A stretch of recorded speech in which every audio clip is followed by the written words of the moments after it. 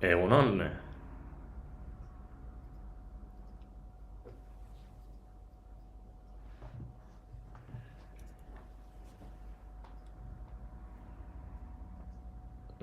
Bai, gogotsu gaude, goiuren mikro ere irikiko dut, gaur festa girora goaz Donostira, eta, bueno, oraindik goiza arrankatzen gabiltzan, nabari dola beste giro batean gaudela, baina nik behin esan nizun pegi, beti zure taldean horrelako festetan, eta gaur ere horri tinko helduko diot.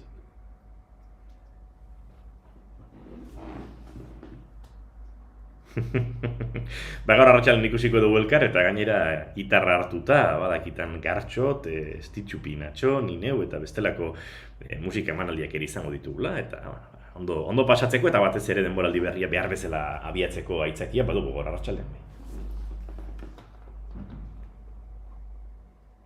Gero arte beti.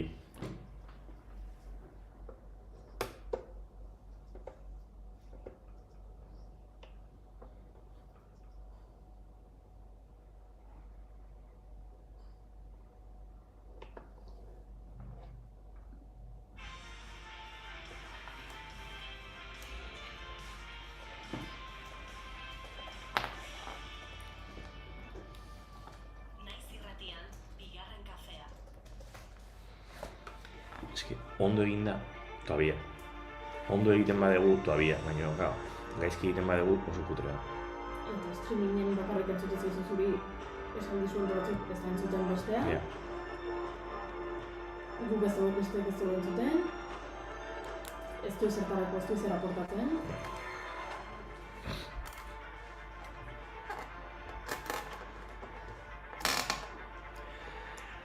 Egunon guztioi, egunon behintzat, eguraldiak ez badizue aldartean eraginik sortzen, goibel dago giroa, eta gainera arratsaldean hodei gehiago eta euria espero ditugu kantauri isurialdean, batez ere arratsalde gauean, ia bazter guztietan bustiko du.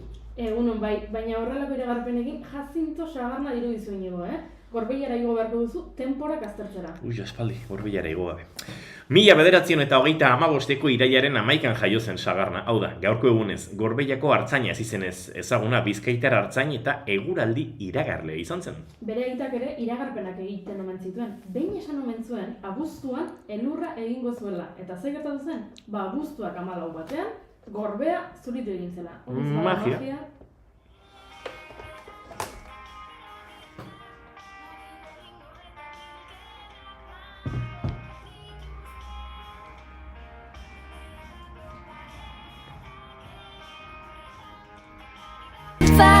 Mari gorringo eta kilkerrak margotu dituzte bihotzetako paretak.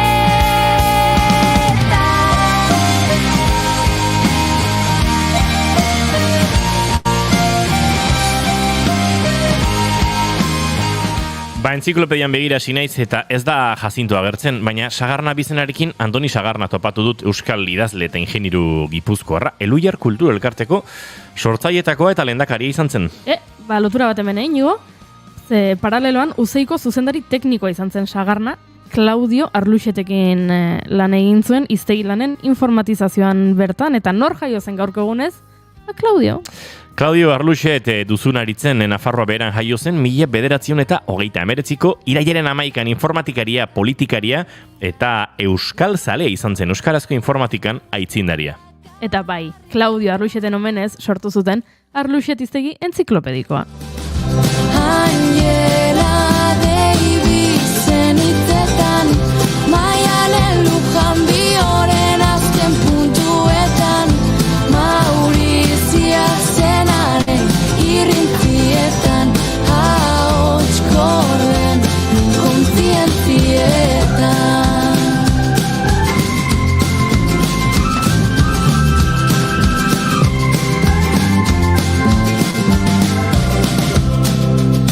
berriz esan ez dezaten.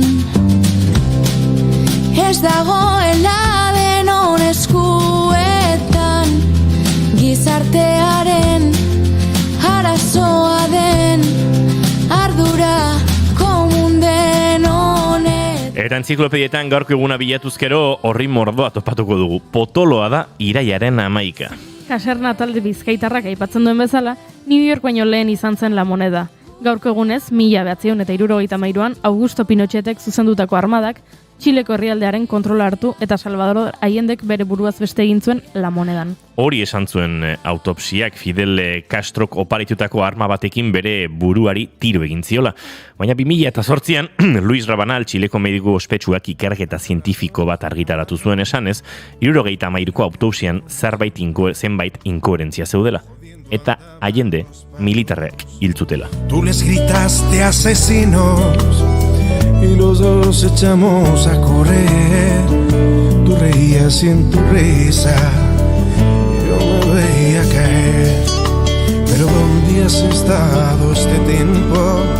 Se hace tarde, vete a casa y en tu abrazo. Txosten horri esker, 2011an Mario Carroza epaile txiletarrak Allenderen gorpua lurpetik ateratzeko agindua eman zuen, gertatutakoa behingoz argitzeko.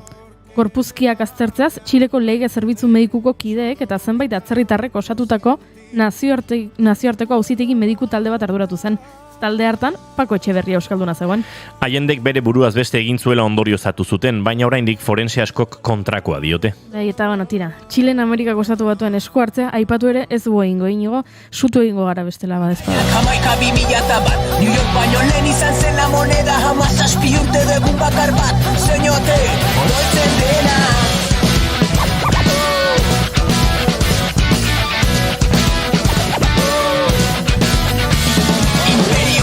Jantzitu karetak, laun itxura eskuan eskopeta, kolonialismo, made in the USA, kesuten ari. Baina, tira, Amerikako estatu batuak aipatu ditut eta kasernak aipatzen duen beste gertakaria ere aipatu beharko dugu. New York, gaurko egunez, 2011an, hegazkin batek New Yorkeko World Trade Centereko ipar dorrearen aurka talke egin zuen goizeko 9 laurden gutxietan. 9 eta 2an World Trade Centerko hego dorrearen aurka talka egin zuen bigarren hegazkin batek. Bertan zeuden telebista kamerek gertakaria zuzenean grabatu zutelako, 2000tik gora hildako eragin zituelako, edo besterik gabe Amerikako estatu batuetan gertatu zelako, mundua astindu zuen gertakari bat izan zen. More than I thought it would be. I will leave my mark so everyone will know I was here.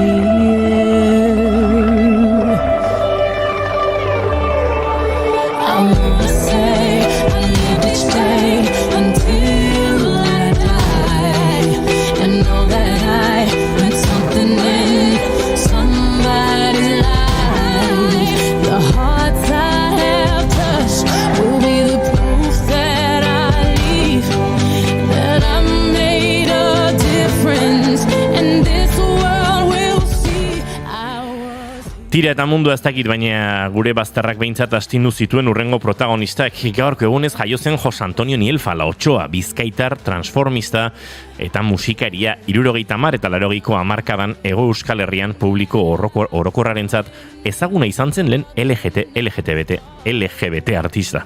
Frankoren garaian kartzelan sartu zuten, homosexuala izateagatik, baina bizitzak buelta asko ematen ditu, eta gerora, Basauriko kartzelan presoei abestu zien lehenengo artista homosexuala izan zen La Otxoa. Libérate, libérate. Ser mariquita no es un delito, no lo calles, lanza el grito. Libérate, libérate. Si estás vivo y no estás muerto, dale gusto y a tu cuerpo. Lleva al aire tu pancarta, no lo quieras ocultar.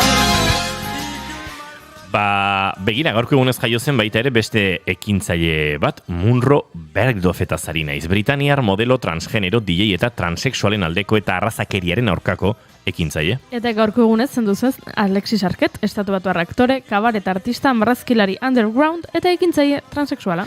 Eta gaurko egunez jaio zen Samantha Hudson, espainiar artista, abeslari, aktore, interneteko pertsonaia ospetsu eta LGBT kolektiboko aktivista. Aizu, gaurko eguna izan dadila arrotasunaren eguna 2.0 efemeride hauekin behintzat. Izan marika boiera guazen alduntzera, alduntzera, alduntzera, alduntzera, guazen alduntzera. Taberna batean, gaude laino artean, begira da itzuli, egizutuli, egin tuli. Hau da zure gaua, suntsitu araua, sentitu aske, maitatu aske, loratu aske.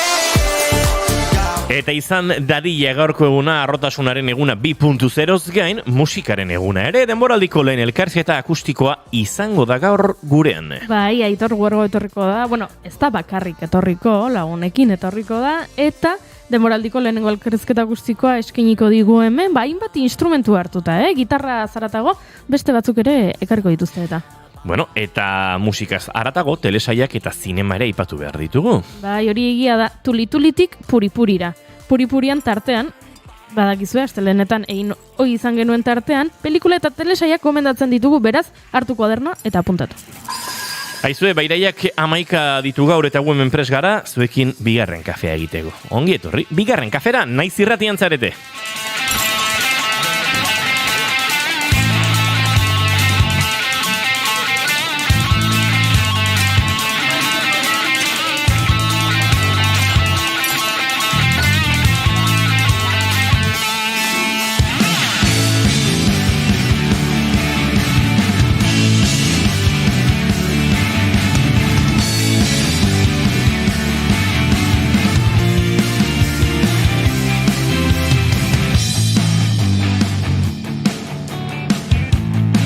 Jaun Andreok, zuekin Goiuri ezeiza Arandia, egunon?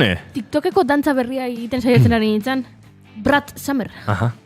Gero kontatuko jasuz ez da gizartan hori. Jo, dantza bat. Ezkien nahi zegoen, kanpoan egon nahi, eta Parisen ez zegoen TikTok. Ez zegoen? Bale. Eta izketan ari zeizuen hau Inigo Asensio Elurbide gaur bigarren kafeak 8 eta 15 du, goizak 10 eta 17 minutu, iraiak 11 eta hemen 2, gartxot galdu egin dugu, baina gaur arratsaldean behintzat entzungo duzuen naiz irratiaren uinetan, ez pentsa, uste dugu ondo dagoela. Horixe, bigarren kafea abiatzeko moduan garela, ongi etorri, naiz irratian zarete, bigarren kafean.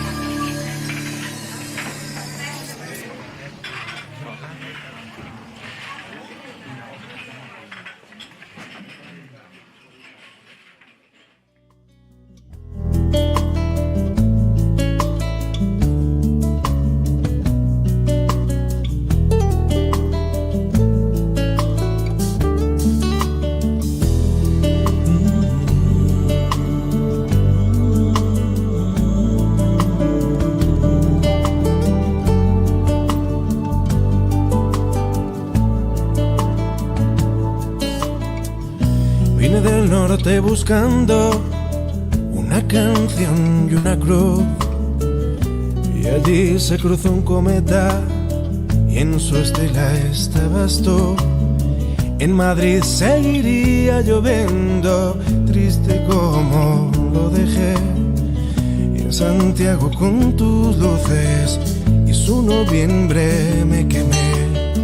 Y fue después de un concierto, una noche en tu universidad, allí te encontré de nuevo.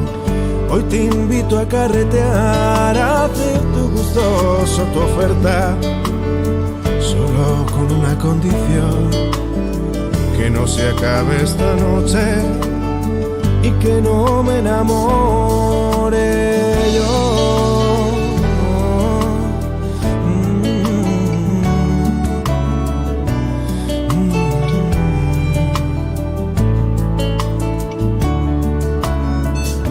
Andando por la Alameda, tú me empezaste a contar causas, azares y luchas en estos días, y al pasar por delante de la moneda, tú tarareaste a Jara, me miraste así tan duro. Goizeko 10:20 eta, bueno, iraiak 11 egun proposa, Ismael Serranoren Bine del Norte kantu hau entzuteko, eta Txilerekin nolabait gogoratzeko ere, baina guk gaur egunero bezala maite duten tartearekin abiatuko dugu saioa, eta Goiuriri eskatuko diot, maite duda. Hori da, zuk ez duzula karri prestatuta, horregatik eskatuko dira niri. Ez daria. Ados. Bani kontatuko dizuet nire maite duta. Begira, gaur arratsaldean Donostiara joango gara, Naiz irratiak handituen estudiotara. Ze guk, agian, bueno, lehenengo aldiz entzuten ari zara irratsaio hau, eta agian ez dakizu, baina guk Naiz irratiak emititzen du Euskal Herri osora, baina gure saioa Tolosatik egiten dugu. Eta guk gure estudioari laborategia deitzen diogu, beraz, gu hementxe gaude gaur gure laborategian, baina gaur arratsaldean ez gara gure laborategian egongo, gaur arratsaldean egongo gara Donostiko Naiz irratiko estudio zentraletan, eta bueno, horrek ja beste maila badauka. Eta orduan pentsatzen aritu naiz, horren inguruan, geroan egongo garela, handik zerbait berezi egingo dugula, eta arraro izango dela guretzat, eta orduan bururatu zait, ze garrantzitsua den laborategi bat edukitzea, horrelako gauzak egiteko, eta esan dut, hemen nire maite duta. Ze laborategi hau irrati estudio bat izateaz gain, da irrati estudioa, da ikusentzunezkoak egiteko leku bat, da kontzertuak egiteko leku bat, eta duela gutxi bilakatu da edoskitze gela bat. Ze aurrekoan, nire lagun bat paseatzen ari zen kaletik, eta kalean hotz egiten zuen. Eta alaba jaio berriak titia eskatzen zion. Eta ezin zuen inora sartu, karroarekin, alabarekin, bakarrik zegoen, pixka bat estresatuta, eta esan zuen, kalean hotz egiten du nik bularra atera eta alabari bularra emateko, joango naiz laborategira, han naiz irratiko laborategira, bigarren kafera joango naiz, eta niskin batean eseriko naiz, eta titia emango diot nire alabari, eta jatez bukatzen duenean, joan egingo naiz, baina momentu hortan behintzat goxo egongo naiz, ze badakit goxo hartuko nautela, irrati estudio hartan, eta horixe egin zuen, eta egia esan oso politia iruditzen zait, nola bilakatu den irrati estudio bat, ez soilik lantoki bat, baizik eta horrelako une goxoak bizitzeko toki bat, eta hori da nire maite duta. Gauza ederra da, nik enuen nik honen berri. Ez, zu Parisen zinen? Bai, baina gauza ederra da. Honik ez dut esan nahi etor dadia mundu guztia hemen bere gauzak egitera, Baina izu ez altzaizu politia iruditzen, pertsona batek ez daukala non eman bularra alabari eta esaten duela ziur bigarren kafean utziko didatela olkitxo bat hau egiteko. Bai, gauza ederra da, dudario, Egiko ertzertzetik zaldiak zaroa zastintzen ditu. Josune Belez de Mendizabal Fernández de Garaialde. Egunon, zer moduz? Egunon, oso ondo. Ondo entzuten diazuen, nire hartzuna entzuten dut beti, baina ez dakit, nire guztu dela nire ustuta dakalako burua edo. Nik uste dut zure buruko ahotsak izan daitezkela, Zure buru entzuten duzu orain, Josune? Ez orain ez. Bez? Erratiko oso altu neukan, volumena. Ez buruko ahotsak entzeratu dira berai eta zizketan ari garela eta esan dute, xildo ingo gara orain. Josunek normaltasuna irudikatu behar du. Zein da zure maite dut? A ber, nire maite duta, jolin, eske Goiuriren maite dutaren parean, ez dakit, oso xumea eta oso, ez dakit, nola esan. A ber, laborategi hitza aipatu duzu eta niri ere hori asko gustatzen zait. Laborategi batean gauza asko egin daitezkelako. Zuek Tolosan, ni Gasteizen, atzo pixkat gaur hitz egingo ditudan gaien inguruan mintzatzen lagunekin, lagun bati eskatu nion laguntza, audio bat, gero aipatuko dugu eta gero entzungo dugu.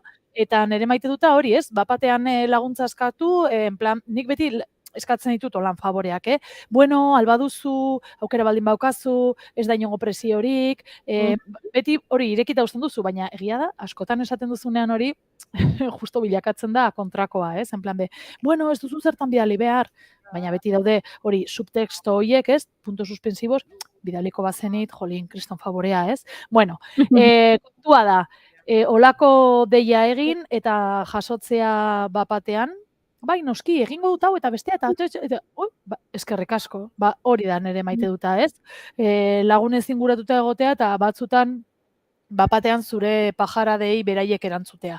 Beraz, gero jakingo dugu zertain nahi zen, baina hori da, bai. Oso polita, gainera hemen txatean, benga, beste maite dut bat jarri dute, Indiokarrek dio, Goiuri hori berak gertatu zitzaigun gure obradorean lagun batekin, eta oso ederra da, begira, bere obradoraren norbait joan zen, edo eskitzera, ze polita. Bai. Oso kuki.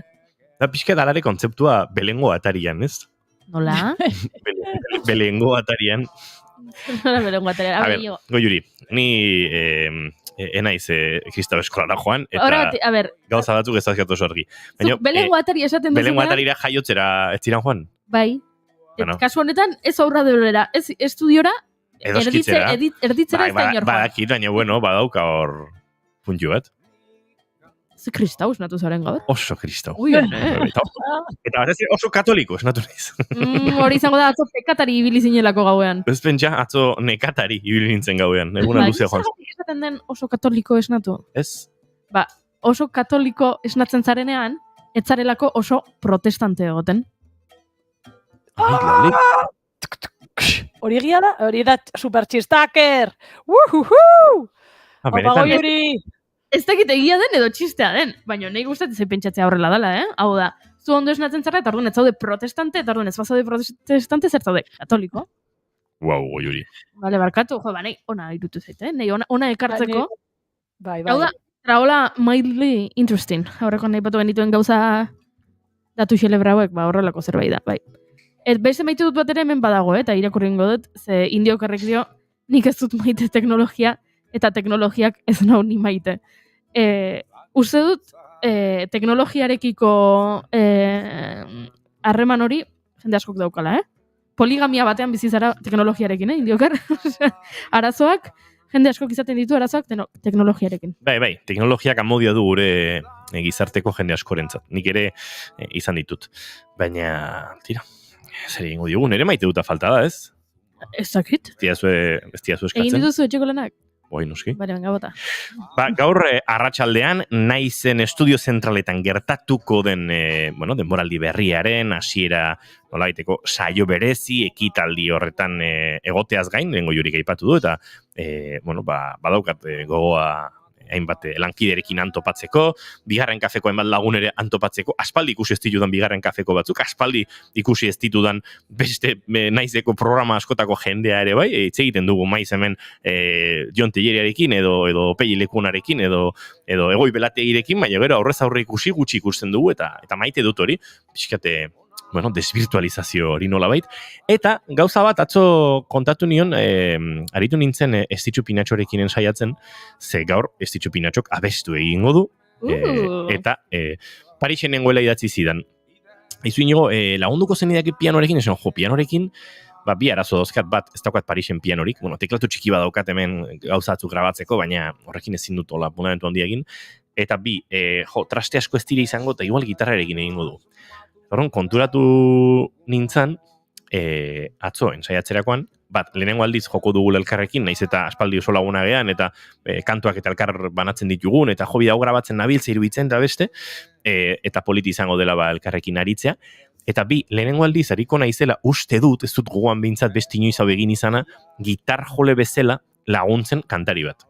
Alegia, jo izan dut gitarra nere kantutan, jo izan dut gitarra noizbait gutxitan, norbaitekin, baina berare gitarra jotzen ari dela, edo pixetola akompainante ardura guztia zure eskutan dagoen horretan, ni gitarrista naizenez, ez dut horrelakorik egin, baina gaur egokituko da. Eta grazioso izan zen, esan, lehenengo aldia gaur izango da.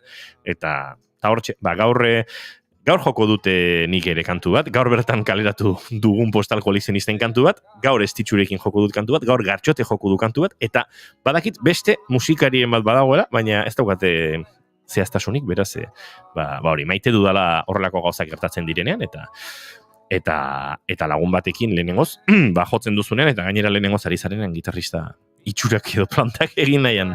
Ere aurrera doa, laguntzarekin elkartzen naiz bertan.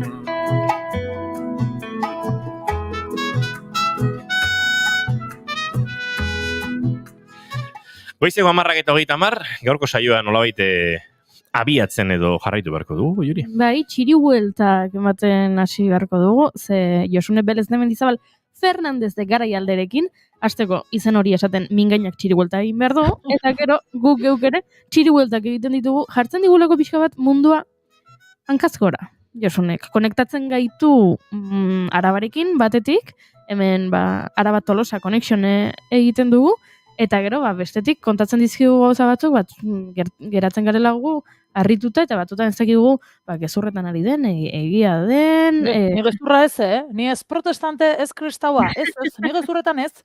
Oraindik ez dakigu bionboaren atzean. Konturatu zarete aldatu dudala. Oso. Osea, eske, claro. Hori, hemen,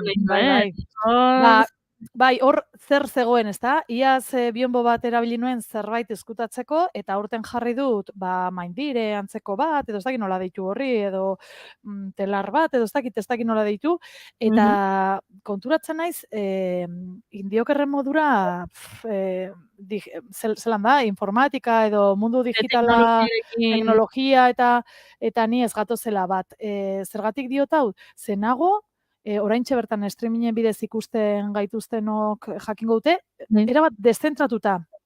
Metaforikoa ere izan daiteke, hauxe. Baina diot, planoan dago. Bale. Baina ni naiz, ez dakit nun jarri. Bai? Hemen, berez hemen jarri beharko nuke, ez da, Inigo?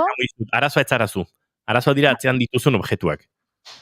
Bai, Jose, ondo utzien oso lasaiago. Batek beharroko lukela zure eskuinean, eta horrela zu erdian zendeke. Baina orduan ezin ditu izkutatu, bionboaren atzean dagoen ezin du izkutatu, bionboa mugitzen badu. Eta asko... Ezin ez mugitu bionboaren atzean dagoena eta bionboa dena. Bueno, ez dakit, bionboaren atzean... Zer dagoen ez dakigu. Ez gaian dago... Urre txamponez usatutako gofre bat. Gofre? Gofre bat. Gofre bat. Gofre. Bale, ez dakit, eta gero mugitzen baldin badut kamera, ikusiko dia, hain txukun ez ditudan txokoak. Bale? Orduan, bai, oso gaizkinago, hemen kokatuta, baina, bueno, ez da importantean irudia. Baizik eta esaten dudana, beti egia dela, hori mesedez, Edukia da garrantzitsuena, noski baietz. Hori da.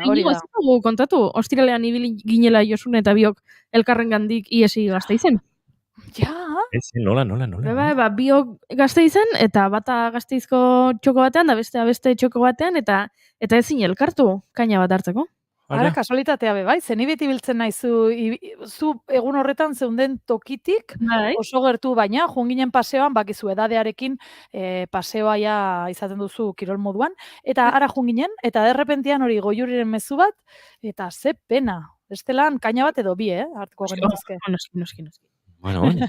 Baina tira, hemen gaude, orain teknologiari esker konektatuta gaude, elkarrekin gaude, naiz eta teknologia ez dugun maite, eta gauzatxoa kontatu behar dizkigu Josune. Bai, begira, hasiko naiz, hiru gauzatxo prestatu ditut, eta sekulan, ni txiribuelta honetan ere batzutan ez dakit, ez daukat argi nondik hasi, baina, bueno, hasiko naiz, zuek aipatu zue gaur, naiz estudiotan izango zaetela, pena hundiz, ere gonbidapena jaso dut zuen gandik, eskerrik asko, lehenik eta behin, baina, ezin izango dut joan, eta hemen Gasteizen, astelehenan aipatu genuen, Izaskun Arrue kulturunea ja martxan hasia dela, eta gaur da eguna, egitarauari helduko diotela, ez? Bai, gaur izango da ikuskizun, aurrentzako ikuskizuna, aurrentzakoa, jartzen du 6 urtetik gorakoentzat, baina, noski familiarra dena, eta helduren batek edo bestek, umerik ere eramango ez balu eta ikusi nahiko balu, sarrera doan da, eta honekin hasiko dira pixkat, egitaragoa ja abian jartzen, ezta? Izaskun Arrue kulturunean. Hau izango da Espazioa izeneko ikuskizuna, Eneko Etxebarrietaren lana da. Eneko Etxebarrieta hemen gurean, eta nik uste dut Euskal Herrian ere bai, ezaguna dela, ea gogoan daukazu ez zuek, bai, pasadi igual ja 20 urte, orduan hain ohikoa etzenean, bizikletaz eman ziola munduari buelta. Bai? Bai, gero ibili zen, ez? Tokiz-toki hitzaldiak egiten. Gero, bizikletaz bidaiatzearena, nahiko ohikoa bilakatu da gure artean urteekin batera, baina hau izan zen lehenetarikoa, bai. Eta bidaia horretan ezagutu zuen Miyuki Okabe, bere emaztea dena, eta biak elkarrekin aritu dira Espazioa izeneko antzezlan honetan. Esan behar dizuet, dakizuen bezala, klaro, Jan Eder Euskararen etxea itxi zenean, eta Izaskun Arrue inauguratu artean, 2 urte pasa dira. Ia. Orduan, nondik sortzen da Espazioa izeneko ikuskizun hau? Toparaba izeneko deialdi beka batetik, ez? Eta, zegoen hor estreinatu gabe, Enekok mugitu du bai, eskoletan eta ikastetxe publikoetan eta mugitu duen obra da, baina gaur izango dugu merezi duen tokia inaugurazio edo estreinaldi ofizialtzat izango dena, ez? Espazioa. Eta komentatu nahi dizuet ere bai, pixkat lantaldean zenolako pertsonak izan dituen laguntzaile Eneko Etxebarrietak. Begira, egon da Aitor López de Aberasturi ikus-entzunezkoetan eta zinema pixkat, bera zineman ibiltzen da, eta lagundu dio horrekin, irudiekin. Juan Ibarrondok gidoiaren berrikuspena egin du. Miyuki Okabe ekoizpen lanak, Ruben Sánchez bertsolari moduan ezagutu izan duguna, eta bebai orain Konpost izeneko taldea daukatenak, eta bera ibili da gidoiaren euskararen zaintzan edo. Bingen Mendizabal musika arduratu da, Ricardo Álvarez psikologiaren arloan kontatuko dizuet gero zergatik, eta Javitxin, ze grazia, guk hemen ezagutzen dugu asko, Javitxin ibiltzen da mostrenkan, ibiltzen da antzerkia egiten, eta berare filosofia irakaslea da, eta, baina, claro, abizen, orain ez dizut jakingo esaten zein den bere abizena, hemen guk dana Javitxin, Javitxin. Orduan, Espazioa obra honekin, irekiko dute pixkat udazkeneko programazioa Izaskun Arrue kulturunean, eta zertaz doan, bidaia bat da, pentsatzen duzue, ondo pentsatuta dagoen titulo honen bidez jakingo duzue espazioan dela, eta hor txibiltzen da Eneko Etxebarrieta, pixkat lurra espaziotik ikusten, eta, badakar mezu bat, obra honek, eta azken finean, bai? Uste, Javitxinen abizena ez dakizulazuk, eta inork erez. Ez, da Javi... Googleen agertzen dira referentzia guztiak, La Montrescan edabidetan, edozein legutan, Javitxin, eta listo. Ai, ja. Javi, nik uste Javi Fernández izan daitekela. Javitxin da gure txer. Txerren abizena ere ez dakigu, txer da txer. Hori izango diote, ikusten dudanean esango diote hori, Javitxin da txer. Hori izango diote, Knowles. Carter. Zortzi bizenak izkizu. Ez, baina bere zenarraren abizena. Oso estatu bat barra da, hartzea zenarraren abizenaren kontua. Baina, lehenengoa mantentzen du berea. Ez, Beyoncé Carter Knowles. Vale, listo. Baina Javitxin... Who knows, Javitxin txer, who knows. Esateran joana zen hori, B planetarik ez dagoela, ez dago alternatibarik, beraz, hortik handoa pixkat sinopsi hori, ez da, Espazioa izeneko antzeslanarena. Eta gero torko dira beste batzuk, ze horre Oian Eder Euskaren etxean Toparaba deialdi honetan, eta ja hasiko gara ja autobomboarekin 2022an, bi irabazle suertatu ziren, bat Eneko Etxebarrietaren proiektua eta beste bat, Beñat Fontaneda, Ainhoa Imaz, Aitor Binagret eta nere proiektua zena, antzez metraia izenekoa, eta hori ere azaroan ikusiko dugu 2 urte beranduago, ikusentzunezko bat da, nahiko esperimentala, nahiko laborategi formato horretan, eta hori azaroan ikusiko dugu, baina bueno, esan bezala, Izaskun Arrue Kulturunea gaur abiatuko da, bere programazioarekin, eta nobedade bat, primizia bat, lizitazioa edo baimena tabernarako ere gaur aterako da, beraz. Norbaitek nahiko balu, bale? Taberna oso ikusi dugunok bakigu txikitsua dela, beraiek ere horrela esaten dute, Lazarragako kideek kudeatzen dutena. Ambigu. Bai, ez da oso, bai, hortxe ondoan dago, justo eskenatokiaren atzealdean, nahiko estutxoa da, txikitsua da. Ambiguak daude desagertzea arriskuan, baina oso taberna formatu xelegira dira.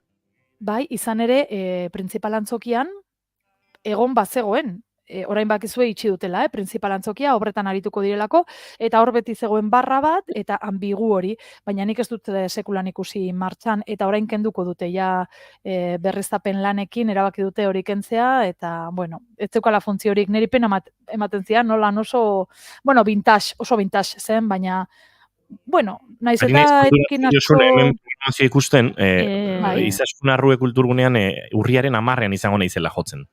Beraz, hitzordua apuntatzen baduzu hitzordua, esan ezinekinan izango gara akustikoan Janire eta biok. Eta apuntatu hitzordua zeuk, Inigo? Nik ere apuntatu behar dut bai. Eta daukat egiteko nire honetan. Baina ja, apuntatuko dut gainera, Urriak 10, a ber? Urriak 10, begira dago, Urriak 6 Tximinoen Izarra. Urriak 10 esan ezin, eta Urriak 11 Etxe Barruko Botanika. Ze politia hori? Urriak 10 esan ezin... Daukat, Janireren bezu bat duela 5 minutu ikusi ez dudana. Josune aipatzen ari da Izaskun Arrue Kulturgunean jotzen dugu Gasteizen akustikon. Eskerrik asko, Janire, apuntatuko dut faltarik gabe. Ai, Inigo... Sarrerak ez daude salgai.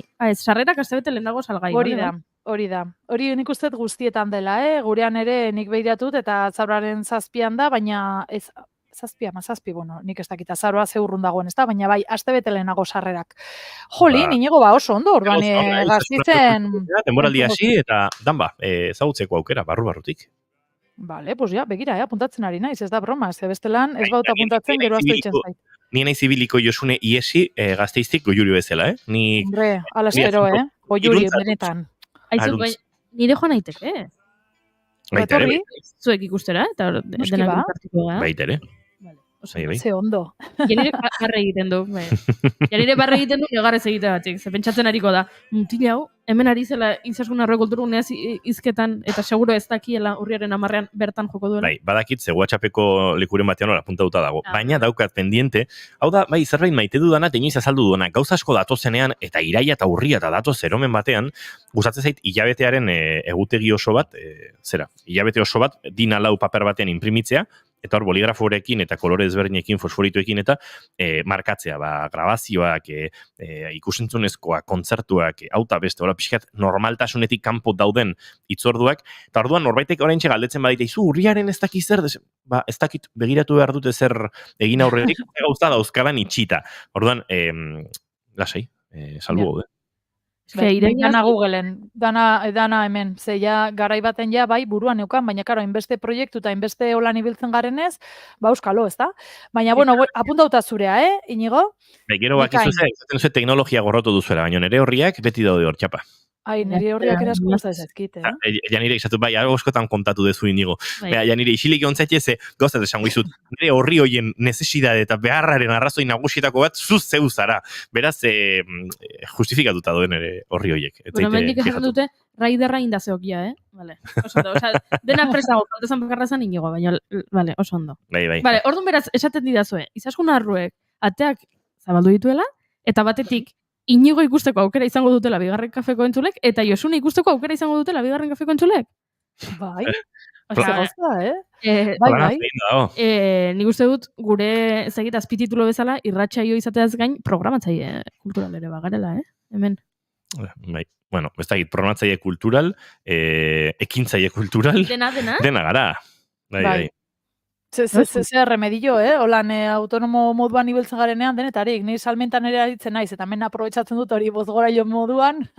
Bueno, ez jendea gonbidatzea Gasteiza eta kulturrune berri hau pixka denon artean. Ez nuen topatzen Josoneren argazkia baina topatu dut, Topatu duzu? Ze, nun, han? Horren- A ber, Goiuri mesedez, A ber, zer argazki. Dexe, A ber. bai. Bai, bueno, baina horre nahiko, ez da erreza, ni ezautzea bertan, Anegibararekin nabil hor, barrez lehertzen, ahoa irekita, begiak itxita, eta peluka errubisa batzuekin, estilo, ez dakit, ze estilo Vuelvo del Futuro, ez? Bazegoen olako iragarki bat.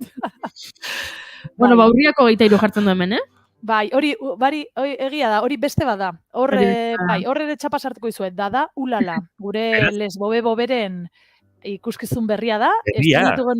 Estrenatu genuen Bilbon, martxoan, pasaden martxoan. Baina Gasteizen ez dugu oraindik egin. Eta egingo dugu Izaskun kulturrune honetan, Izaskun arruen, komedialdia izeneko jaialdiaren barruan. Komedialdia da, humorezko jaialdia. Haizu, indarrez esnatu da, edo indarrez abiatu du bidea Izaskun arrue kulturguneak, behintzat programazio mordoarekin, programazioan hitzarekin, Bai, hala da, ze beraiek ja uztailetik ja desblokeatu zenean egoera jakin zutenean aurrera, uztailaren 18an egin zuten olako irekiera bat, eta bisita gidatua egin zuten, nahi zutenentzat, eta gero uda osoan eman dute lanean. Hori ere komeriak, ordura arte kobratu ez, langileak, eta gero udan, guztio gaudenean jiji jaja, beraiek horre audana planifikatzen, eta bueno, gaur da txispun eguna, orduan gozatuko dugulakoan, seguro. Eta beste zerbait kontatu nahi dizuet ere, bai, denbora daukat, zuek esan, Nire etxeri buelta honek, hiru hanka ditugat. Genuela, eta nik ere hemen presaukat.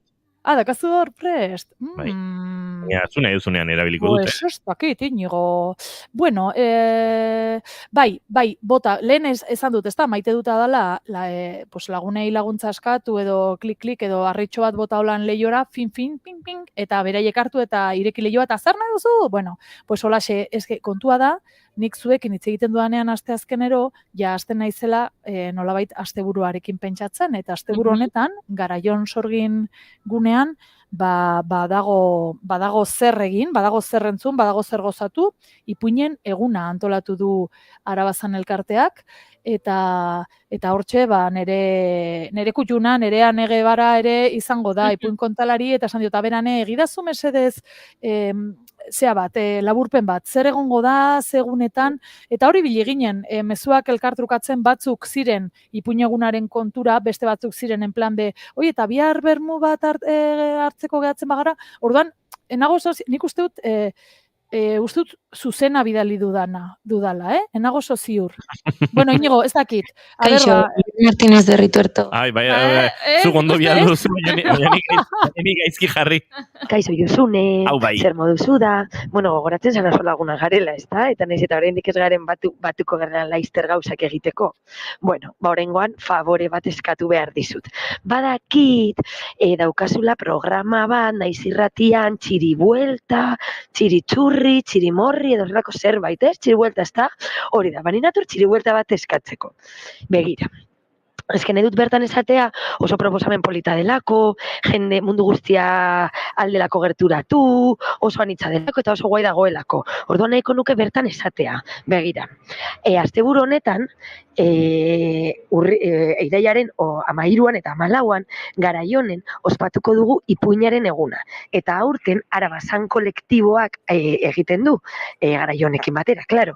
Eta orduan nahiko nuke zuk esatea, hori oso egun polita dela, ipuinak tartean ditugula, familientzako oso egokia dela, ikasten dela, jolasten dela, kontatzen dela, entzuten dela, barre egiten dugula, baskaria ere badagoela, eta gauza guzti horiek. Eta bueno, horretaz gain, esan behar duzu, joango direla, Peio Añorga, kontalari famatuenetatik famatuena. Peio Añorga, gero egongo da, Odeia Arregi, Ozaetakoa bertakoa.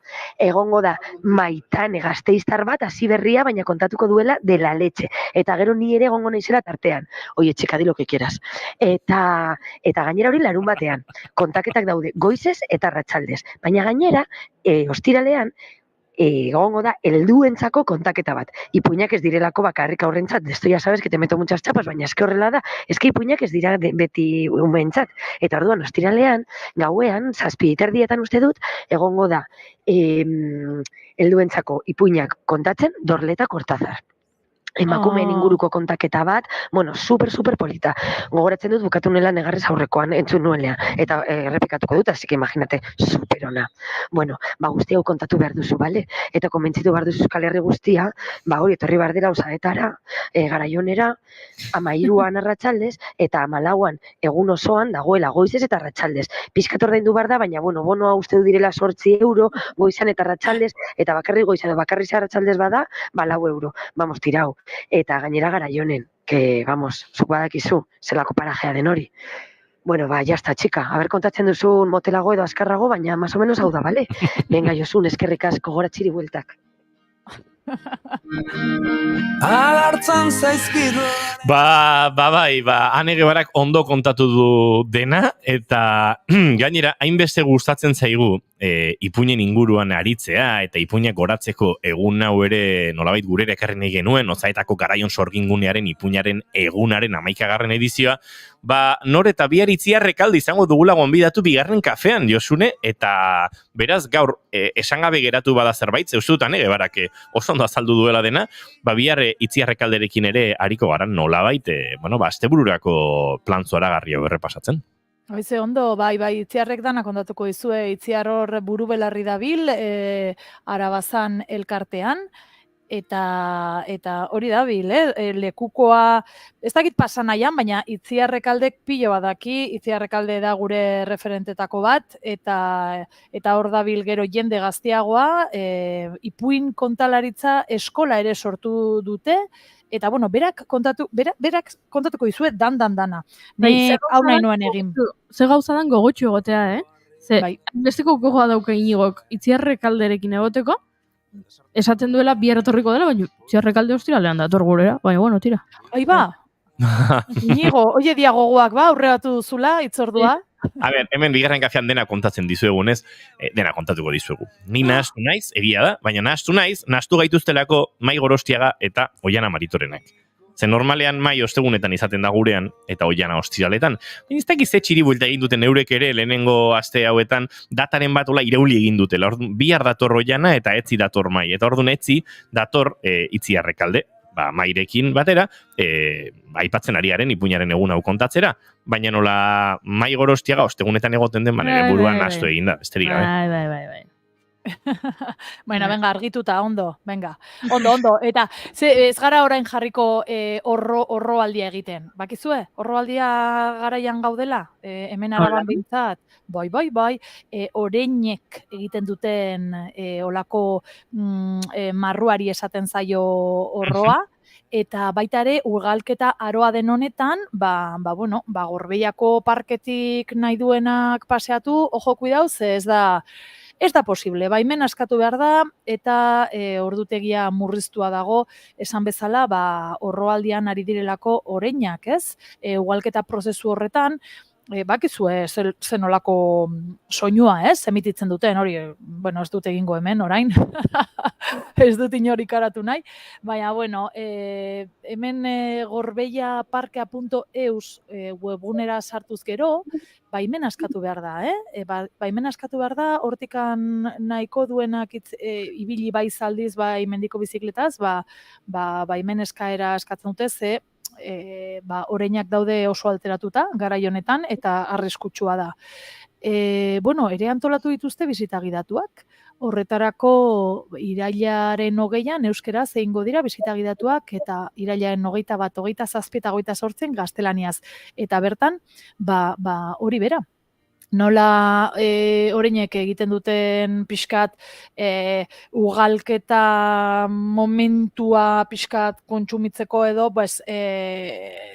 erakarri egite dituzte, ez, emeak, gero berain artean ere talka ibiltzen dira, borrokan, eta interesgarria da, hemen Gasteizaldean, Arabaldean, askotan, patzen dugu, udazkena, laberrea, horrela esaten zaio gaztelaniaz, eta askotan kontu handiariken ibili behar da. Beitu, beste egunean paseoan ari nintzela, Goiuri, Salburuatik ari nintzen, eta ondo dakizuen bezala, bertan, hegaztiak badaude, eta, dagoelako animali mota eta intsektu, eta, bitxito ezberdin asko, baina besteak beste, oreinak ere badira. Eta aurrekoan, ez zeuden, hor zalantza, nonbaitera eraman note dituzten, edo ez. Baina bestelan entzuten da, olako juak, bai. Oso ju berezia da, eta bueno, nolabait elkar esango dut, kopularako edo elkar gurutzapenerako deio horretan, bueno, oso fenomeno bereziak gertatzen dira, eta bueno, harrek ere nolabait borrokatzen dute, oreinaren, bueno, oreinak aukeratuko duelako harrik indartsuena, eta horrelako historia zoragarriak sortzen dira, eta pixkat National Geographicen dokumental batean dirudien hori, Euskal Herrian gertatzen da, eta bereziki oreinak ez daude hain edatuta Euskal Herrian, orkatza bai, baina bai, Araban momentu honetan garbi geratzen da, asko daudela, eta ikaragarrizko ikuskizun nolabait sonoroa eta bisuala ere izan daiteke, baina Josunek ondo dion bezala, garai honetan nolabait bideak eta euren espazioiek asko respetatzeko deia egiten da, eta oso gauza berexia da bai. Bai, hemen begira datu bate aurkitu dut aipatutako webgune honetan, gorbeiaparkea.eusen, gutxi gora berea 600 orein daude Gorbeiako parke naturalean egun, bai? Badira. Orduan, aipatutakoa nik sekulan ez ditutolan ikusi, salburuan bai, hor daude, urte osoan zehar, batzutan agertzen dira beste batzutan ez dakit nora eramango dituzten, edo nun baztertuko dituzten, edo igual zuhaitzen artean eskutatzen dira beraiek, baina oso polita izaten da paseoan egotea ezituta daude, nola ez ba. Baina denboraldi honetan, udazkenean, irailaren bukaeran, horroaldia deitzen den honetan, bizita gidatu hoiek disfrutatzekorik badagola ere bai, eta Gorbeia Parke Naturalaren webgunean sartuta, oreinen inguruan gehiago jakin nahi badugu, hortxe, baina bai da, nahiko biztosoa da eta impactantea be bai, ez? Karo, esan behar nuen oso primitiboa edo animalia noski ez? Baina hori oso barrutikan eta nola irekitzen duten ahoa eta, erakartzeko treta horiek nola erabiltzen dituzten animalia hauek ere, bada. Bai. Josune Belez de Mendizabal, txiribuelta ederraman dugu gaur ere zurekin, akaso lehen aipatu dugun urriaren 10 itzordenen aurretik Gorbeiako parkera horbilduko garen, horroaldi hau entzuteko, eta horre abisatuko dizugu, zuk lasai. Gu Arabarun zurbiltzen garen bakoitzean, gogoratzen garela zurekin. Abisau. Bestelan, ez dakit ipine dezakegu, kanta baten bidezero egin dezakegu lan pixka ere, goratzen duzu oreña, tu. Ai ez, hori zen elben hau, me lio. Bueno, pues ya está. Bueno, pues honekin bukatzen dugu gaurko, zein urte zaizue. Goiuri mesedez, nik zure txisteaz barri egin dut, beraz zuk neriaz ere bai, Gero, eguerdiko 12 bileratik dugu saio honen humorearen mugen inguruan hitz egiteko zeustut, lausotasunarekin pixkat pasatzen ari garela. Josune Belez de Mendizabal, Fernandez de Garaialde, muxo ondi bat Gasteizaino, eta laizter arte. Bai, laizter arte. Aio. Gu aurrera, minutu oso gutxi, eguerdiko 11 izateko, edo geizeko 11 izateko, eta segituan azken ordukoaren bila abiatuko gara.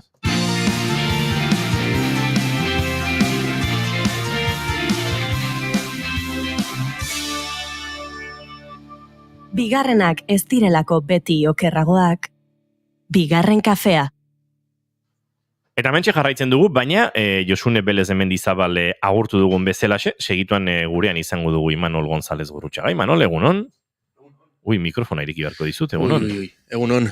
Zer modu zaude? Ondo. Parixen oztuta? Bai, ez daki nundi, baino zurra hartuta oso. Baina bestela ondo. Bestela ondo. Txarrak enduta, den ondo. Hori da. Bueno, Imanol González Gurrutxaga gonbidatu dugu gaur ere gurera, denboraldia abiatzera, ari betu behar dugulako, puri-purian tartean, zuentzat hainbat gomendio egiten, baina gomendioak egiten hasi aurretik nolabait testu inguru emango diogu honi, ze segituan azken ordukoa kontatuko digu oinatzizpuruk.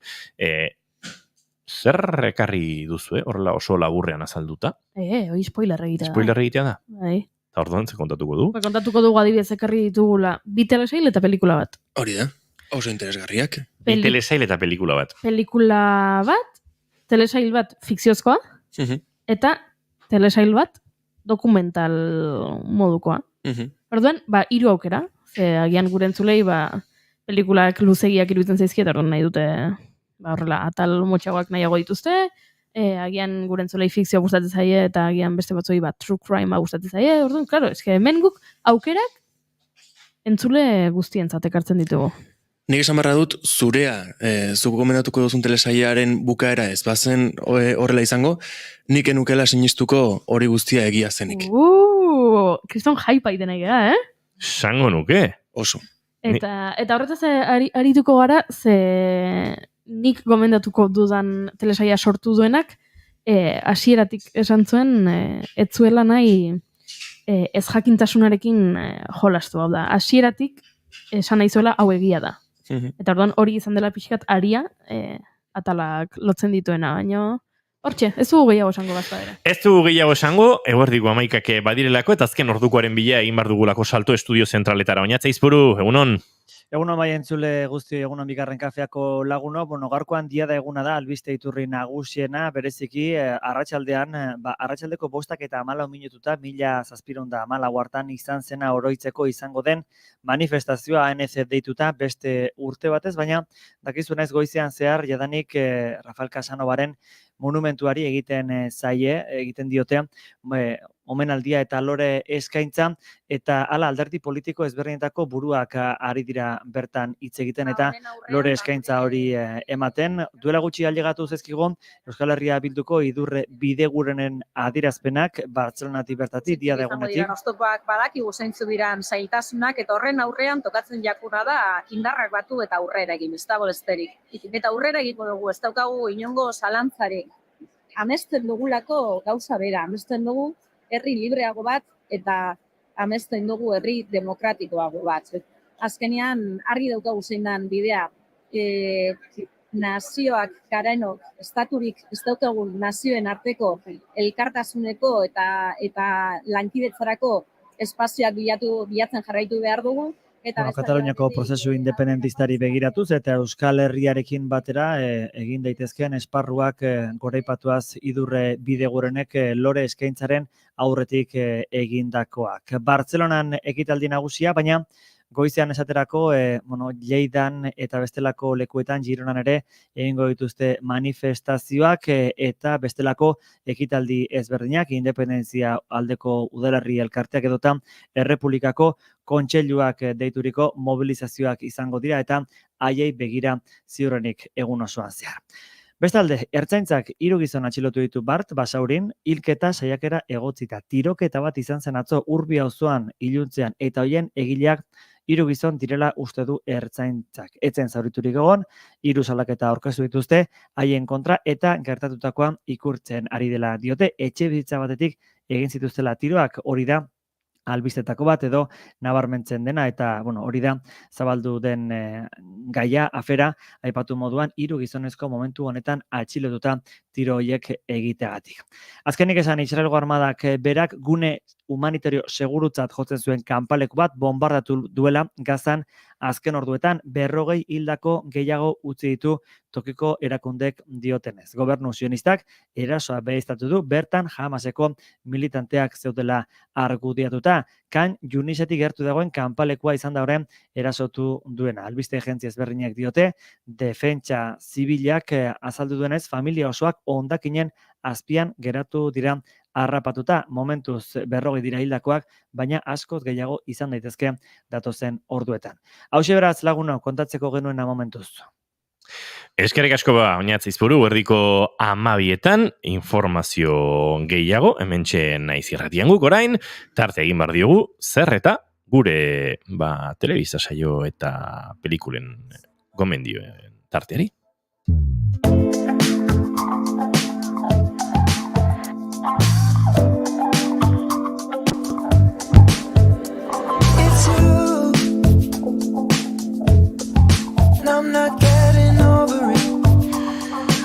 Bueno, eta hemen hasi dira gure lankide batzuk zera, ez da egite indignaziotik, saminetik edo nondik, baina June Romatetek idatzi dugu esateko nik gomendioa presnun, baina julentanik ez deunez balio puripurianeako Ez du inork esan Julenek eta Junek ez dutela balio puripurian tarterako. Gertatu den gauza bakarra da, Imanol eta Inigo astelenean ez zaudela, eta bereziki Imanol dela gure artean, zineman eta ikusentzunezkoan adituena. Beraz, Imanol gabe ezin da puripurian egin. Horregatik ez genuen astelenean egin. Markatu Imanol, berriro mikro etxita daukat. Imanol laimen importantena, baina mikro etxita dauka. Ez du lagatik izango da, seguro. Esan barra hoken dire, enaizela hemen adituena, igual zine munduan bai, baina hitzeiteko garaien enaiz ni oso... Imanolek zinema ikasi du, zinema zuzendaria da, eta horrek ematen dio, zilegitasun bat, June, hori ulertu behar da.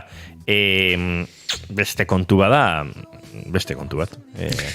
Ze gertatu zen hemen, astelenean, Julen, zu eta Goyuriren artean, Imanol eta biok Parisen ginen bitartean, tira, hor ja nik enuke sartu nahi. Eta Julenek behin eta berriz dio, berak pelikula bakarra gomendatu dezakeela, eta dagoeneko gomendatu du, beraz, ezin dugu bi astez behin soloen kasa gomendatzen ibili.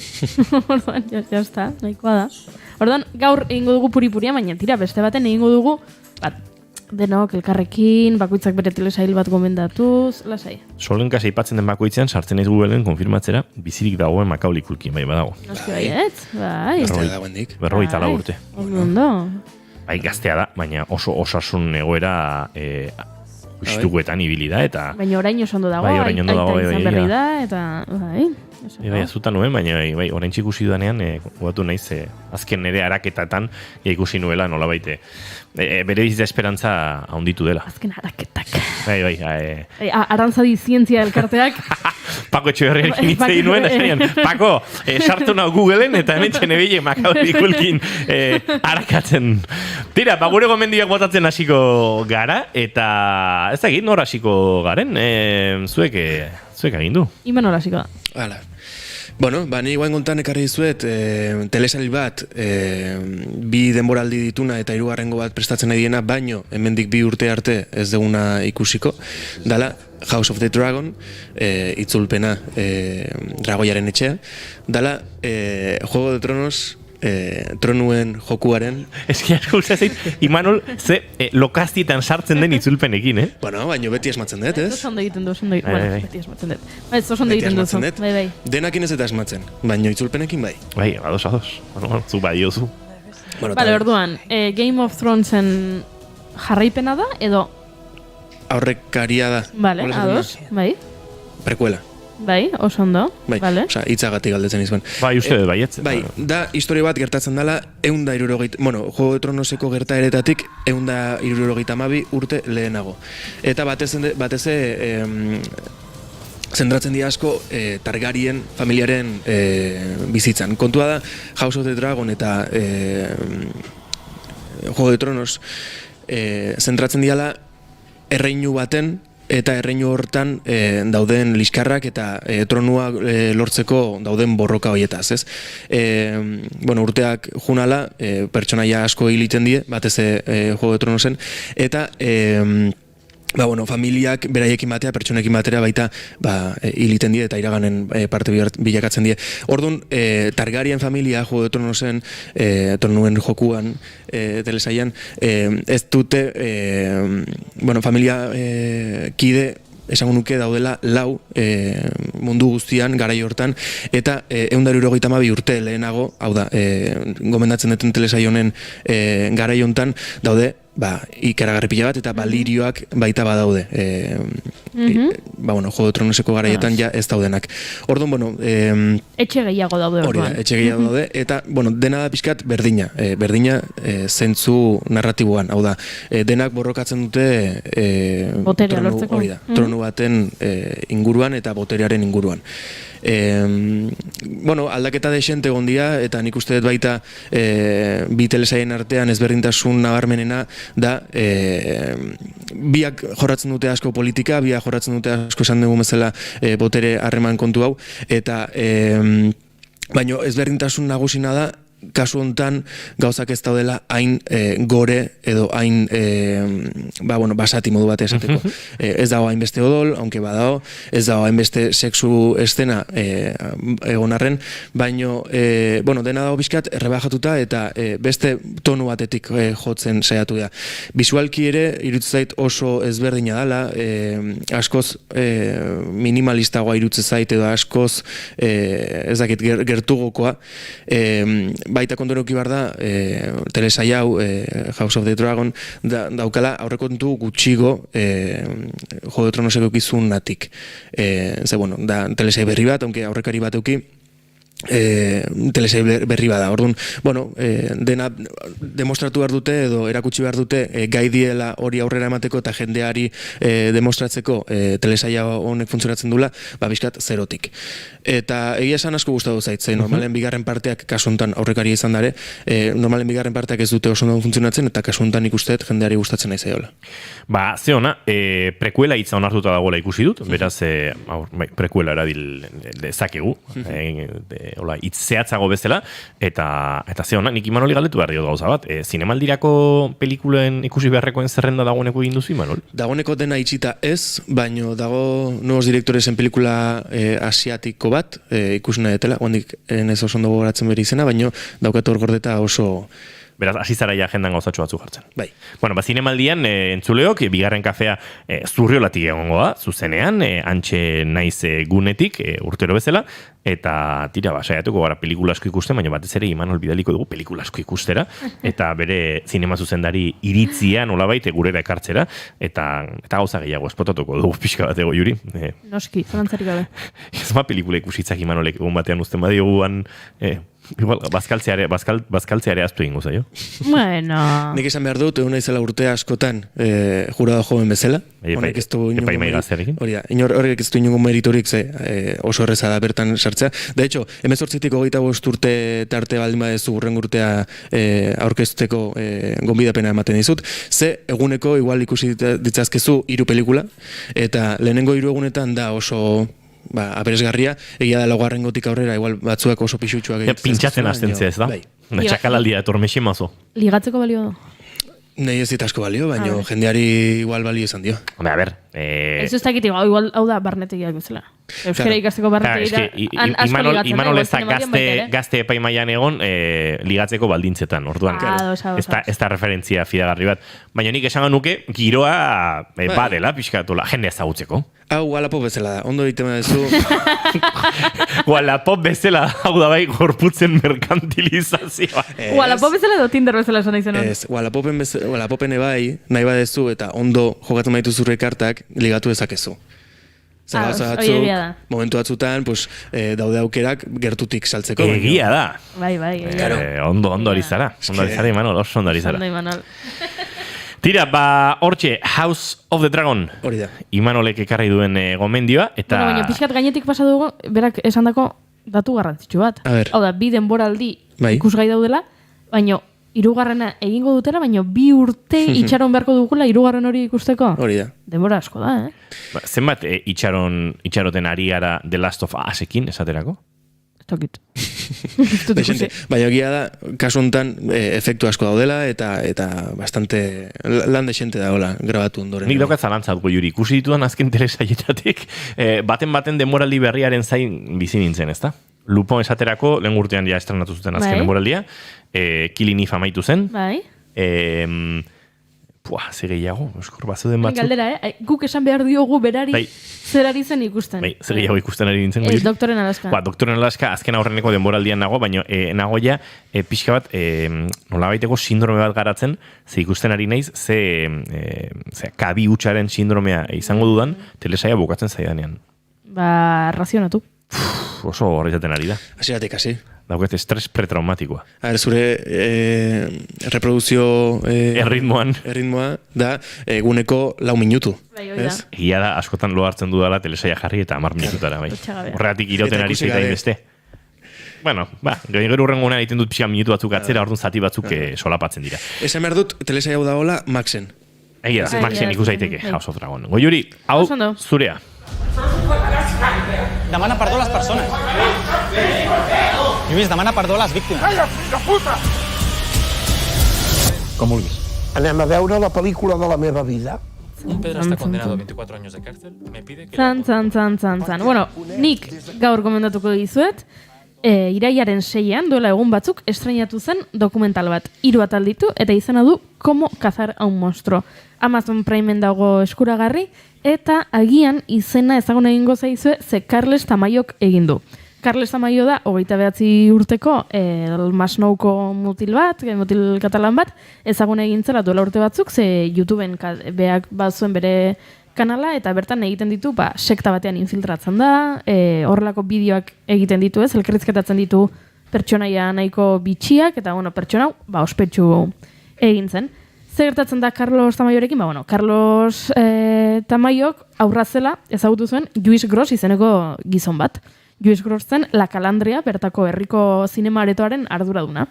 Eta orduan, nola Carles Tamayori txikitatik zinema gustatu izan zaion, harremana estutzen joan zen, eta berak egin dituen lehenengo pelikulak eta dokumentalak eta bagian ez, kamera hartu eta zinema ikasten ari zela, dokumentalak egin dituenean, Calandria izeneko zinema horretan estrenatu ditu, Lluís Grosekin zuen harremanari esker.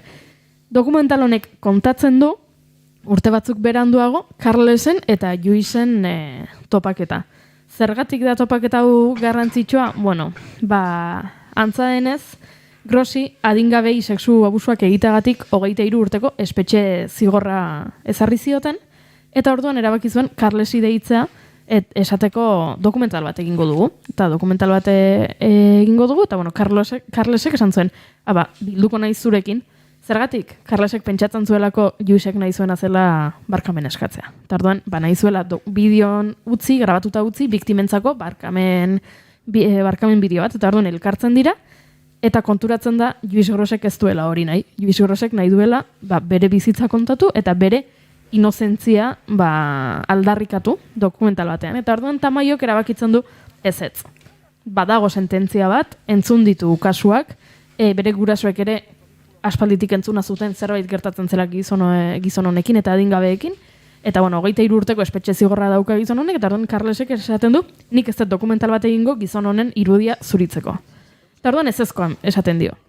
Bakoitza bere lekutik juten da, eta handik denbora batea, Tamayok esaten du, ez dut ulertzen gizon hau zergatik ezen kartzelera sartzen. Hau da, epaiketa amaitu da. 23 urteko kartzela zigorra ezarri diote, baina gizon hau, kalean dabil, joaten da erosketak egitera, joaten da hemengo jatetxera bazkaltzera, hemen dabil hueltaka, zer gertatzen da hemen. Tarduan erabakitzen du, dokumentala egingo duela. Egingo duela, jakiteko, sistema honetan zer gertatzen den, ea gizon hau behingoz kartzelara sartuko denala ez, eta ea kasu gehiago dauden ala ez. Eta hori esaten dio Lluísi, esaten dio nik egingo dut zure bizitzaren grabaketa, zure dokumental lau grabatuko dut, baino hasieratik esaten dio, nik jarraituko dut ikertzen, eta agian ikertuko dudana da, jende gehiago, biktima gehiago daudela. Zuk jende gehiago erasotu duzula, eta jende gehiagori egin dizkiozula sexu abusuak, Lluísek onartzen du, eta tira, hori abia puntua, eta 3 ataletan, gauza asko gertatzen dira.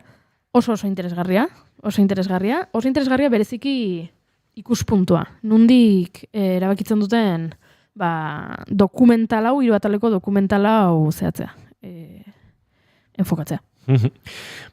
Beti bezala, niri demorari gabe utzi didazue. Beraz, nire proposamena datorren azterako gorde beharreko dut, baina aitortuko dizuet, uda giroko pelikula eta uda giroko pelikulen inguruan aritu nahi nuela, baina tira, horren guaztean egingo dugu, Aitor Huergo eta bere taldekideak dagoeneko hemen, soinu probatan preste izan ditugulako eta entrevistarekin hasi behar dugulako. Imanol González Gurutxa, datorren azter arte, eta gu Goiuri bagoaz aurrera. Hemen bigarren kafean, zuetua senyora Goiuri. Bale, menago.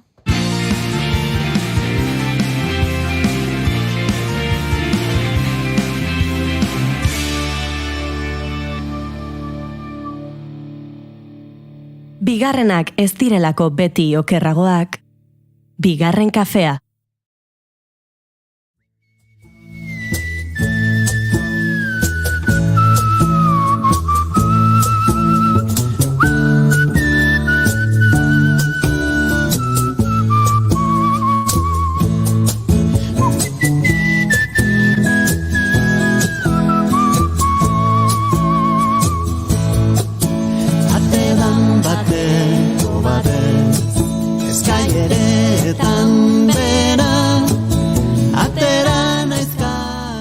Kantautore, trobadore edo juglar, bere melodiek eta melodia janzteko darabiltzan soinuek badute gaurkoaren 2023ko irailaren 11 baten gaurkotasuna, eta era berean betidanik gure imaginario sonoroan egon zitezken doinuen izakera.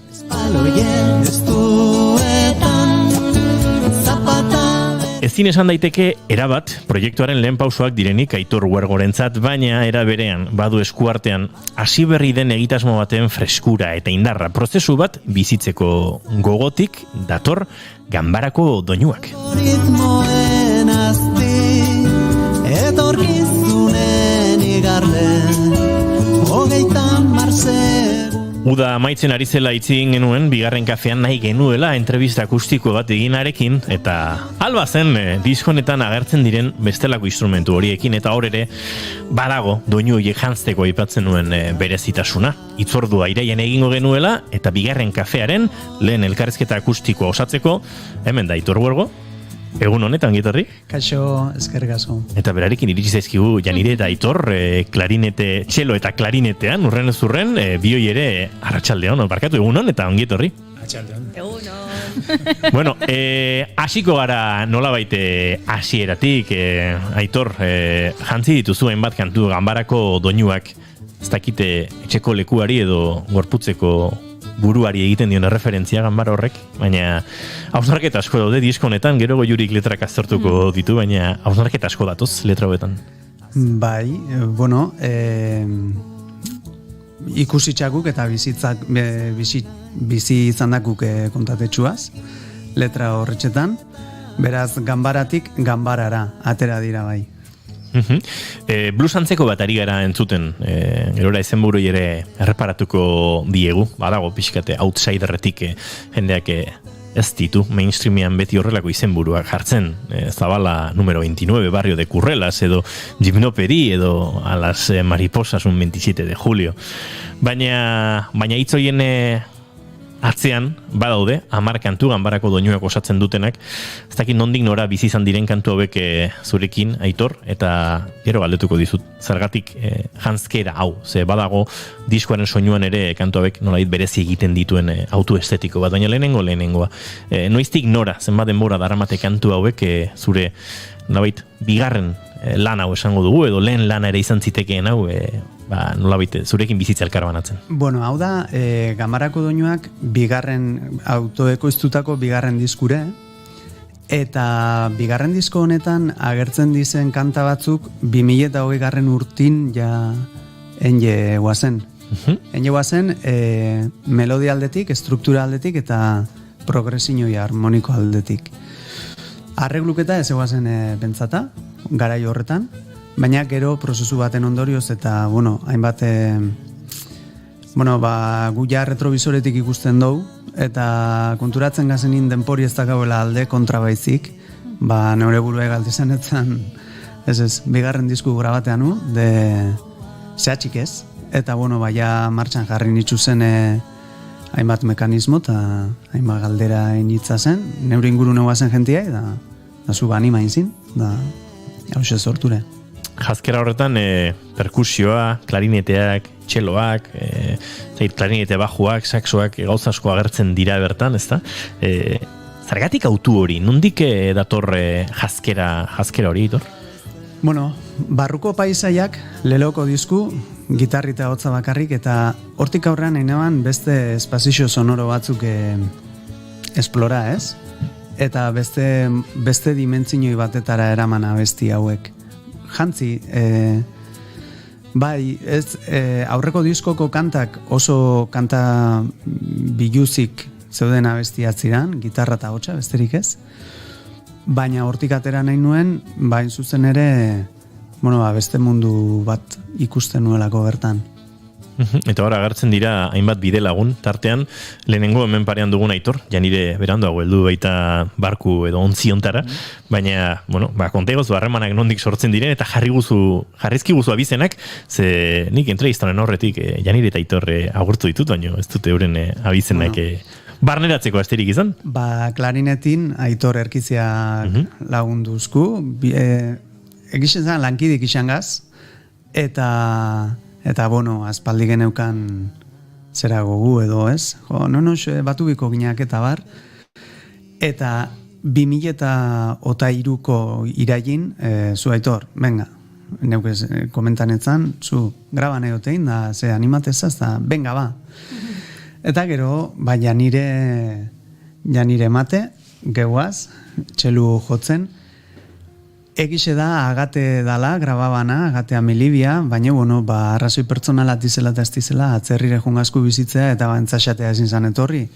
Da, orduan, igual, historixi janirena gerotxua kontako kronologikamente igual egokixo badalako, baina egixe zan lan honetan kasualidade asko gexei ondiz, ez? Eta agatek ezazkunin, zu bani junen mina, guai onda, grabati, eta bar, baina nik ezinik ez egien honetan, lagun batei komentan zan, neure irakasliai, Adrian Larrañagai, eta Adrian Larrañagak perkusinoi grababan. Eta zu, Adrian, ezke hause pasazku, ez hautzen mozu, bera perkusinioiko mundun, eta justo urrengo aztin, mensaje bat jasotzen dut, mensaje bat, WhatsAppeko mensaje bat, txelista bat ez autu jat. Janire, nola ezagutu zenuen zuke Adrian edo nola gertatu zen hau? Begira, ni lehengusina bat bisitatzera junintzen zestoara. Hori egitea junintzen. Eta asuntoa da, zestoan gondela pote bat hartzen, presentau zidaten Adrian. Eta begira, Adrian, hau Janire, Daniel lehengusina, akaixo Adrian, bai, eta lehengusinak esan dut, bai, perkusioa jotzen du. Eta ni, bai, ke guai, ni biolontxelo jotzen dut. Bai, jazta. Ni biolontxelo bilan abil. Ez, momentu horretan, Ez zizun ez esan. Ez. Momentu horretan poteo zan garrantzitsuna, Inigo. Bai, poteo zan, bai, eta bi astera edo, lehengusinak esan zaizu Janire, goatzez Adrian da, bai, eta esketxelo bat bilatzen nahi dira, eta bai, eta nahizu proba, eta horrela ez autu nun Aitor. Eta listo, eta aurrera. Eta aurrera. Eta orain ontzionetan ari zarete eta laizter entzungo ditu entzuleak ere elkarrekin, baina bide horretan Aitor Erkizia aipatu duzu klarinetarekin, zuek lehenagotik Aitor ezagutzen zenuten elkar, nola baite? Eskolan ezagutu genuen elkar, eta nola izan zen asuntoa, 2022 hortik ganez, ez dakit? Bai. Ordezkoen betiko kontuarekin, debara tokatu zitzaidan jutea, eta antxe zeon Aitor, eta hori, zorte kolpearra, bizitzako zorte kolpeoitako bat. Irakaskuntza dedikaten ga, bisok, eta gate be bai. Da orduan, dinamika oso politxe sortu zen, ze ostiraletan, lanetik amaitxu, lanetik urten, da etxea juten ginean, entzaxatea, bazkaldu, cosas de puchero, berotu, eta bazkaldu, eta gero entzaxu etxengendun, etxeko ganbaran.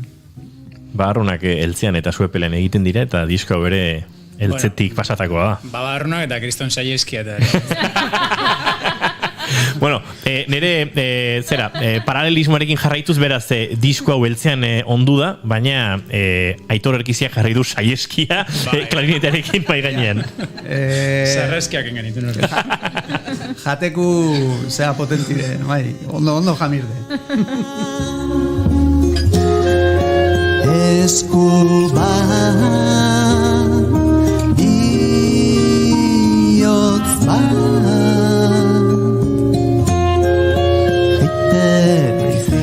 Beraz, nolait, esperientzia bat bazenuen, Aitor, topaketa haietan, elkartzea haietan, ostiralde, arratsalde haietan, txelo eta klarinetarekin, eta akustikarekin, eta hotxarekin, nolabait, zure kantuak ikusten. Lehen aipatu dudan kolore autu hori, bat kasualitateak, inguruak eta lagunek sortutakoa, eta eraberean, ostiraleroko lan horretan, nolabait, jantzi horri zentzua eman zeniotela, ez? Bai, eta oso argi neukan hortik nahi nebanela. Gitarra elektriku eta barbe bai, ibili naz, beste musika talde batzutan, baten graban eman dizku, baina oso argi neukan hause zanela nahi neban espazio sonoro hori, ez? Eta esan daku lehen, kasualidadi derrepenten jarten zu hor pare-parin, klarinete jole bat, eta violontxelista bat, etorri zan leleoko egunin, enteran itxan, txelu jote bala, eta bigarren nin ja ate jokan eguan. Diskoan edo graba, asmoakat ez dakat ixe eskaintzeko. Osea, ze baldintza jartezuz, ni jakinam gainin ez neukanela gauza handirik eskaintzeko, ez? Baina euran borondatez hasi zin, etorten, eta azkanin gauza oso politxak urten man. Eta kasualitateak zer diren, Janire, zuk amaitu zenuen Aitor Huergoren proiektu honetan, amaitu duzu txeloa jotzen, beste bide batetik, Agate Amilibiaren ordezko, eta Agate Amilibia lehenagotik ere ezagutzen zen, no? Egia da, bai. Nire irakaslea izandakoa. Bai, txeloko irakaslea. Bai, duela pandemia garaian 2021 batean. Beraz, ze momentutan dago, momentu honetan Aitor proiektua. Diskoa grabatuta, diskoa kaleratuta, diskoa ezagutzera ematen ari zarete momentu hauetan, azken hilabetetan eta ibili zarete ere bai. Kontzertuak emateko asmoarekin pentsatzen dut, eta era berean, taldea osatuta eta zuzeneko hiek prestatzen edo... On, gabiz, zabaltze eta ezautzea emateko fasingaz, irratitara, edabideetara ate joka, eta asmoa da datozen hilabeteetan kontzertuak lotzea, egokiak diren formatoetan eta lekuetan. Musika hau ez da gaueko ordubitan entzutengo musika. Orduan, baldintza egokiak eskaintzen dituen lekuak albideratu, bilatu eta bertan aritu. Egia da, abestien ezurdura, nolabait bada gitarra eta ahotsa hortik abiatu izan direlako, eta ondorengoak izan dira, arregloak, ez? Beraz, defendatzeko formato asko egon daitezke. Baina, zurtoina, txelo klarinete eta gitarra eta ahotsak dira.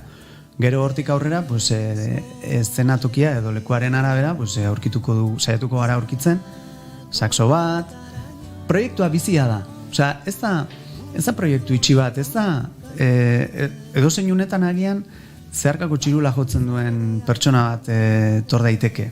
Agian, kasi seguru.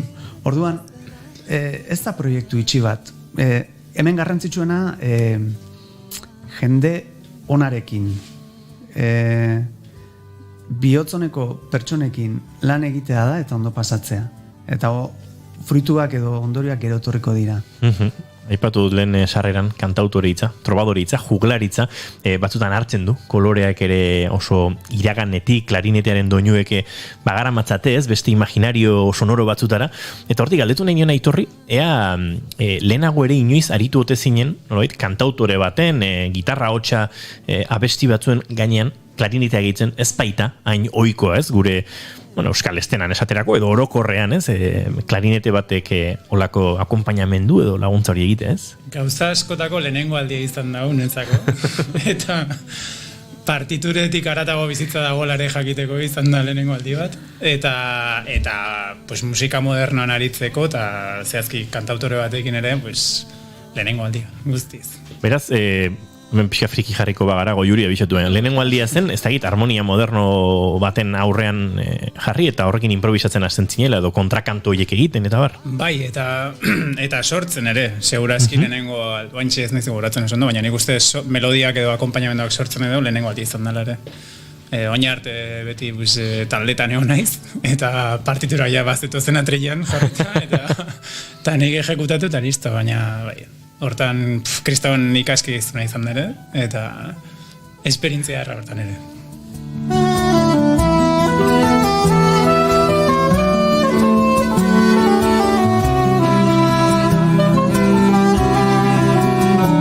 Zigarro leña, edalontzia, koloretako... Willy Balea ari gara entzuten, Aitor Huergoren proiektua poliki ezagutzen eta ganbarako doinuak pixkanaka aletzen.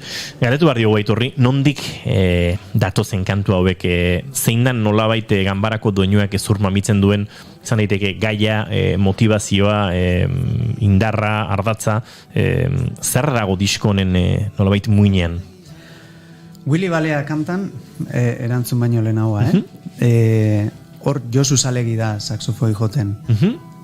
Josu Salegi, saxofoi jole, de barra ere? Bai, de batar. Bai, eta klaro, kantik debako leko asko kontaten da, eta bertan performance baten bizan, Willy izeneko eskultore baten bale bat aurkeztu bizan, eta esazten, joko zure lehenengoko abesti bildumako kantu bat, da, bueno, bai, baina bitxartez informen itxan zeren bizan, letra bat azman eban, progresio eta kantia izan jaixo horrez. Bueno, ezin izan eban jo, pandemizazoin COVID-ak bete-betin jo nindun, egun horretan gasoin eguan, osea, ezin. Eta Willy Balea izena horti dator. Orduan, aria, joan zait? Pixket diskoaren muina edo joskuntza zerke egiten duen zure buruan, gero entzuleak akaso beste modu batri interpretatu dezake. Abestiak bakarka entzun daitezke, eta osorik hartu, claro, abestien ordena dizkan logika bati jarraitzen dio, bai? Baina eske grabazio prozesuek pilo bat betetzen haute. Oso ondo pasatzen dut grabatzen.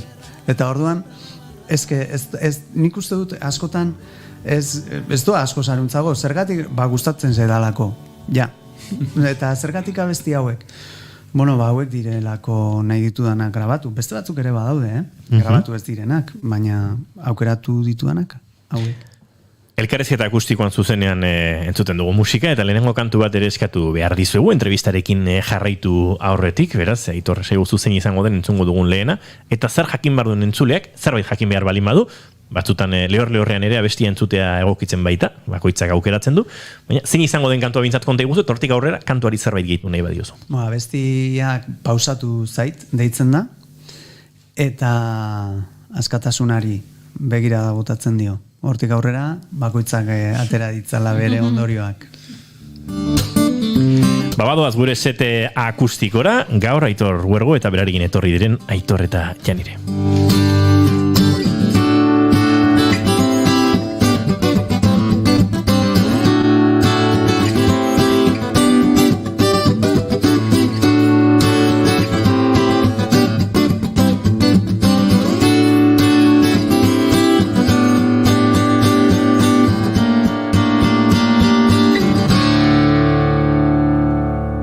Bigarren kafearen elkarrizketa akustikoetan Aitor Huergo eta pausatu zait.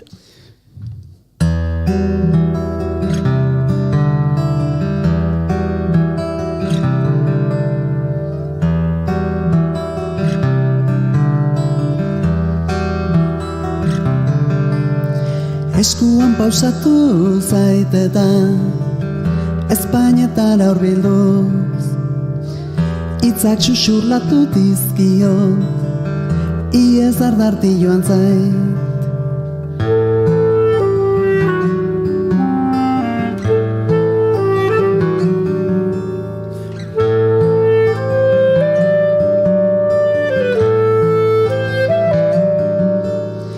Eskuan pausatu zaitetan Bere gopitzatuetan Ukenduz lazantzerakoan Iez ardarti joan zait Egan tximeletan Egan tximeletan Duin diretorandan Duindan diretora oran Duindarotarireroraron Duindan diretora oran Badoa bidean Berean Badoa berean Bidean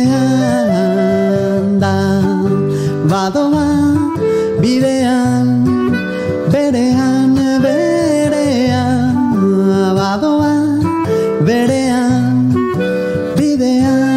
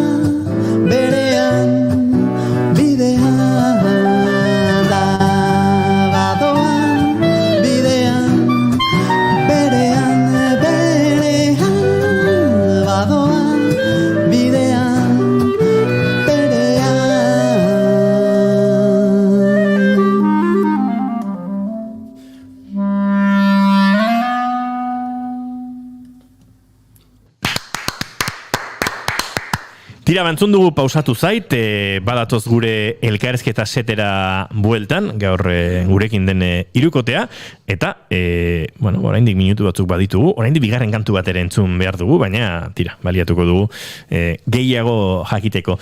Tira, Janire, lehen aipatu dugu, zuretzat nolabait, badaukazula ez, proiektura iritsi berriaren, edo azken iritsi izanaren berezitasun hori, grabatuta zegoen disko batekin egin duzu topo, beste norbaitek egin duen arreglo baten interpretazioa, barneratzea, zuretzea, nolako izan da prozesu hori ere? Interesgarria, alde batetik. Nik Aitor ez bezala, Aitor klarinetea ez bezala, ni partitura fasean nago, orduan partiturak eskatu nituen.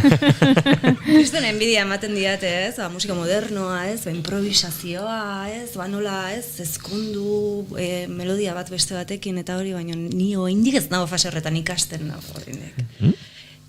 Dana ikasteko. Partituran akordeak idatzita dituzu? Akordeak ez dira. Partituran notaz aparte akordeak ere badituzu? Ez. Ados, nire kuriositatea, besterik gabe, prozesuak nola gertatzen diren eta... Egia da Aitorrekin, pasa dizkidala, esan dizkidala, hemen akorde hau, hemen beste akorde hau, nota hau jo daiteke, beste nota hau... Beraz, ari zarete, nolabait, Aitor Erkiziak duela 2 urte egin zuen prozesu hori edo, maztu ere ari zara egiten, eta... Bai, eta ni alderantzizkoa. Hori galetu behar nizun, zuari zara hemen, besteak desakademizatzen. Eta ni neu akademizatu behar da. Azken finean, ez? Bai, niretzat musika partituratik hauek daukaten erreztasuna irakurtzeko, osea, neutzako nahiko neuke. Zenbat kurtso egin ditugu, azkenean. Museskoreko kurtso bat egin dugu ere udan. Jendeak, ulertuko, Museskore partiturak ordenagailuan idazteko programa bat, aplikazioa. Arregloak egiten.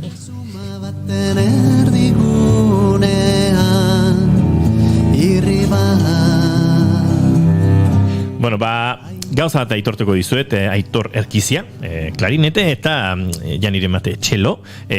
Urrengo minutuetan, zuek jai duzu, Ze badator, elkarrizketa akustikoetan bereziki maite dugun tarte bat eta honako hau da. Sarraskia. Eta sarraskian Goiurik letrak aletu eta hauen inguruko galderak egiten dizkio eta ulertzen dut letren inguruan erantzunak Aitor Huergok eman behar dituela, beraz Aitor, Goiuri, Aitor, fight! Bide batez, denboraldiko lehena izango da, eta ze plazerra Kandido entzutea berri. Bai, igual berri entzun bergo. Sarraskia. Ai, ze hotxa. Bale, lehenengo galdera nola pausatu zaita bestia entzun dugun, bertan diozu, egan tximeleta, egan egin tximeleta, eta gero dago bestea besti bat dela a las mariposas un 27 de julio, que sentirán las mariposas al desplegar sus alas, como nace una mariposa, como alimenta su eclosión. Eta, claro, tximeleta, mariposa, lotura hori, bi abestietan agertzen da, eta horren inguruan galdetu nahi duzut. Lehenengo tximeleten gatik, eta gero, uztailaren 27 gatik. Ze begiratu, agian ezin da kontatu, baina uztailaren 27 da, zanko gainean ibiltzeko nazioarteko eguna. Eta pentsatzen dut ez duela horrekin zer ikusirik, eta ordan jakin nahiko nuke kontatu. Baina badaiteke, lehenengo tximeletaren kontu hau. Tximeletaren kontuari erantzun baino lehen, ostoaren kontu bati hitz egin behar dizut. Barruko paisaiakeko abestian, ostoa askotan aipatzen den figura metaforiko bada, ez? Eta Mainlander rock taldeko abeslaria idazlea ere bada, Mikel Alberdi, ez dakit ezagutzen duzu, azpeitiarra da. Esan zean, Aitor, hartu duzu ostoa, eta ostoa, da, ez, bere irakurketa egin zian, eta nik esan nuen, ostras, arrazoi hauka, ez? Eta nik uste dut, oharkabean, inkontzienteki, badauzkagula nolabait, horrelako figura batzuk, gure prozesu baten eta gure garapenaren isla direnak, ez? Suposatzen dut egoera latz batzutan dabiltzan edo dauden pertsonek momentu batzutan arkaitzekin egin dezaketela bere burua identifikatu oharkabean, ez? Orduan, lana grabatuta gero, ni ere konturatu nintzen, ostras, tximeleta behin baino gehiagotan aipatzen dut. Eta egia da, musika beste modu batetara bizitzen ari naizenaren islada da. Eta ez musika bakarriz, musika azken finean, beste guk egiten dugun musika parkatu, ez da berdin, zirkuito guztiak ez dira berdina. Bada musika ulertzeko modu berezi bat, eta musika aldi berean bada egoera batzuen islada. Orduan, pausatu zaita bestian, tximeletak hartzen duena da, eraldatze prozesu batetan dagoen pertsona baten autua. Eta enkamio Uztailak 27, agurrari eskainitako abesti bada, eta heriotza ulertzen du aldaketa baten gisa. Eta ze hobe tximeleta bat baino hori isladatzeko, ez? Ze polilla. Que susurra. Zirkuito desberdinak aipatu dituzu, eta orduan, ala beharre ezkaletu behar dizut algoritmoen inguruan, algoritmoen azti, etorkizunen igarle, 30 segunduz zeure gana itzazu, 4 minutu baino lehen bukatu zazu abesten, bestela badakizu game over.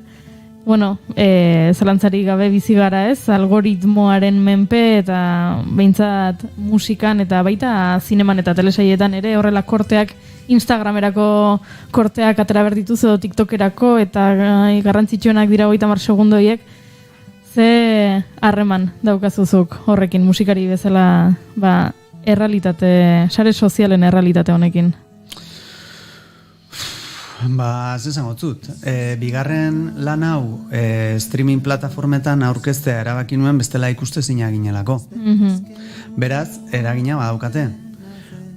Barruko paisaiak ez dago plataformetan eta ez da egongo. Erabaki bada. Agian abesti solten baten bat. Orduan, ikustezina garen hontan, guk ere ikusgai bihurtu nahi dugu. Orduan, ezin gara, ibai hori ezin dugu beso zabalik gelditu. Baina bai aprobetxa dezakegu, aldi berean, zer gertatzen ari den salatu edo kontatzeko, ez? Haibez, jendeak ez daki, 30 segundu baino lehen Spotifyn klikatutako abesti bat entzutari uzten baldin badiogu, abesti hori ez dela entzun adierazten dela, ez? Bale, jendeak entzungo du musika nahi duen lekutik, ez? Gero ja hortik programatzeietara salto egin beharko genuke. Eta musika programatzeko garaian hartzen diren irizpideak. Orduan, streaming plataformen atzean pertsona daude. Pertsona horiek irizpideak sortzen dituzte. Eta irizpide horiek kulturarengan eragina daukate. Orduan, nik abesti bat sortzen baldin badut, eta 30 segundu baino lehen mozten baldin badu entzuleak, programatzaileek pentsatuko, ez du abesti hori klikatutzat ulertuko, beraz, ez da entzun musikari horrek, ez dauka jarraitzailerik, ez dut arriskatuko dirurik, ez? Bale, baina diru publikoa sartzen denean hor, gure musika ekoizpenari begiratu egin bertzaio. Orduan, ni 30 segundotan derrigortuta nago nolabait, estribilloa, sarrera, enter Sandman, edo ACDC-ren zera, Joe Satrianiren sarrera asko, horiek ja beste liga batzutan daude, baina eske lehengo musikak kriston sarrera tentsionatu batzuk zituzten. Eta orain gaur egun ez da horrela musika sortzen, beraz, kulturan eragina dauka, eta hori ulertu egin behar da, eta ja behin ulertuta erabakia hartu. Gehiago, hau baina, espitxezka inara legartonekin hitz egin dut baita. Orduan, 1000 entzunaldi baino gutxiago, Spotifyk monetizatzen du, 1000 entzunaldi baino gehiago daukantenean, dagoenean. Baina ez hori bakarrik, baita ere, jarraitzaile kopuru jakin bat, baina ez du publiko egiten. Bai? Bale. 1000 entzunaldi baino gutxiagoko musikari horiei ez die monetizatzen. Baina eske monetizatzen dituzten artisten kopura 115 da. Orduan 185 elikatzen du 115. Eta jendeak ez daki, orduan. Bagabiltza,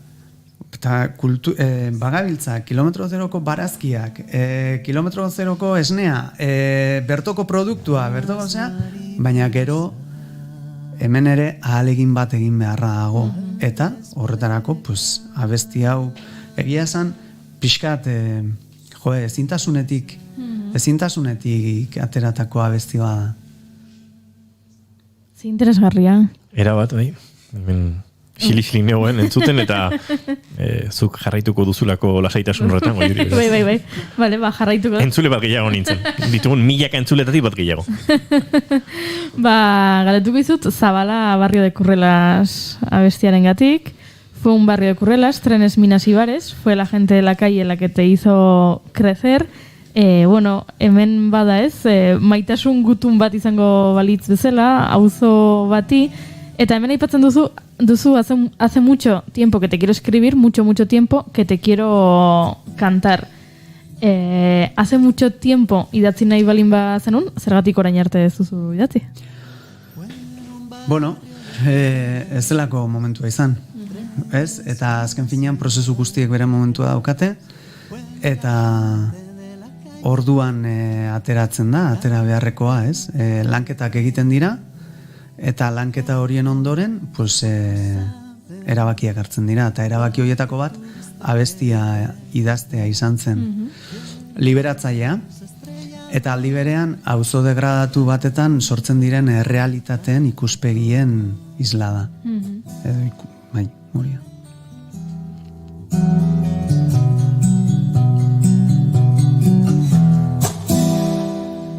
Eta azkena, esaten duzu kanta batean, ezaztu, nortzaren beti gogoratu. Nortzara, esfera bat izateaz gain. Esfera bat. Suponiuten dut, zabizela, eske bi kantan azta zuzorreaz, zarraski egin diratzen. Zarraski honi odola dario. Bai, dios, ontxarte, pentsen eman. Bueno, esferarena historia polita da, atzean dagoena. Kantu irregular batetan jasotako feedbackak izan ziren.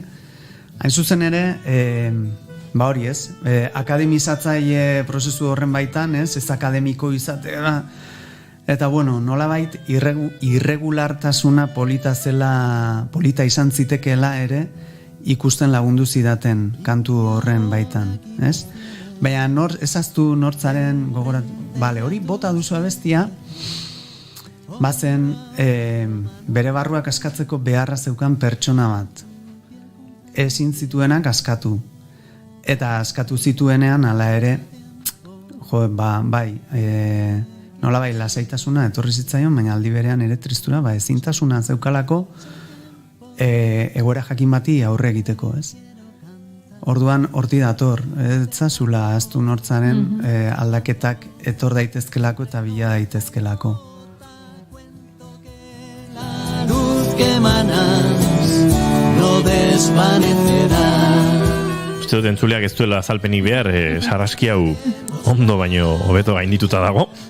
Eta plazerra da kantu batzuk entzun ostean, kanturren atzean zerbait eta asko dagoela jakitea. Beraz, aurrezko matrikulegoa emango diogo aitorri. Cicatriz maravillosa. Eguerdiko 12 oso gertu ditugunik azken galdera bi ditut. Bat, tximeletekin aritu zarete eta bada hitz bat gure hizkuntzan hain bersatila dena eta hain anitza dena, ondarrun tximeletari nola esaten zaio? Ai, ostras! Esan behar dugu aitor, aberri anitzekoa dela. Ai, lain azugon hor, esango, ondarruko launak, Pinpilin posia. Txentxe, Twitterren topatu dut, tximeleta esateko 30 modu ezberdin Euskal Herriko maparen gainean. Tximeleta, txipeleta, mitxeleta, mitxirrika, mitxilikote, pitxeleta, txilipota, txarripiton, pinpilin. Guk tximeleti esaten du. Igual tximeleta esatu zu, Bai. Eros, ados, den ondo. Akaso beste hitzen bat hor bazegoen, eta ederki. Aizue, eguerdiko 12, esan debzela, bueltan bi galdera ingo nituela, bat egin dut, ondarrun tximeleta, ondarrutarren norbaitek ezpadigu kontrako esaten dintzat, eta bigarrena, Aitor Huergo, Aitor Erkizia, Janire eta Janire Mate, eta Adrian Larrañaga, izango da zuekin zuzenean, edo zein izango da zuzenekora eramango duzen formatua, eta non eta noiz halko da ikusi Aitor Huergo, eta beste alea, hemendik deialdia egingo diogu programatzailei. Beira, urriak 5 Bilboko taberna baten, Bia de Fugan, 3 joango gara, baina bagabiltza Deban eta Itziarren eta beste lekuren batetan ere aterako dira ikuskizunak. Hoietara 5 joaten saiatuko gara. Eta Durangoko azokan ere izena eman dugu. Eta ia hotxenean jotzeko aukera daukagun. Horra ere 5 joaten saiatuko gara. Eta ezin bagara 5 joan, partiturak horretarako daude, ezta? Behin idatzita, irakurtzen dakien norbait topatzeko, Aitor. Hoixe, ba. Bueno, ondarrutar batek dio kalapitxi, Kalapitxixe.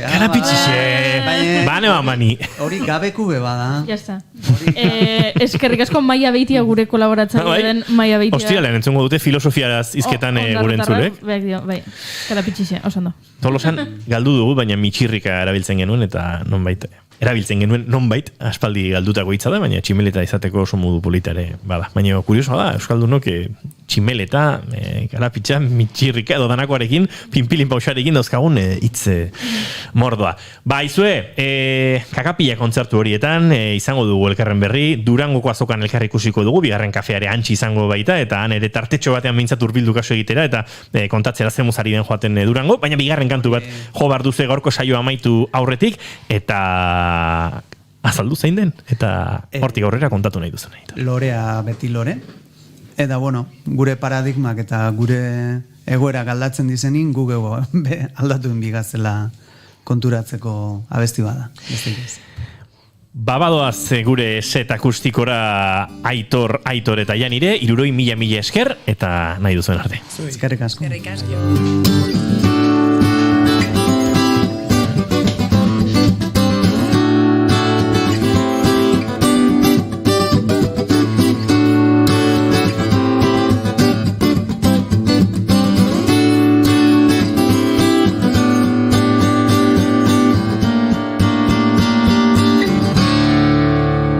Bigarren kafearen elkarrizketa akustikoetan, hementxe dabiltza, bai, hartu instrumentuak, eta tira, Aitor Huergo, eta aipatu bezala, lorea beti lore, nahi duzuenen.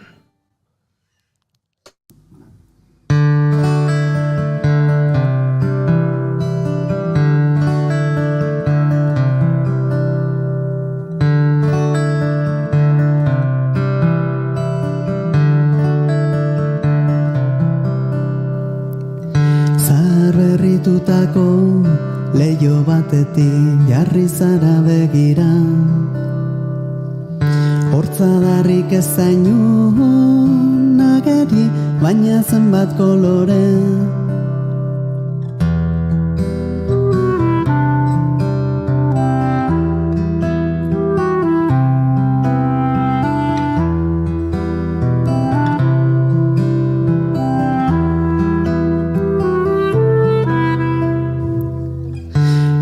Guztiak diren petaloetan begirada pausatuz, badatoz eta badoaz da badatoz.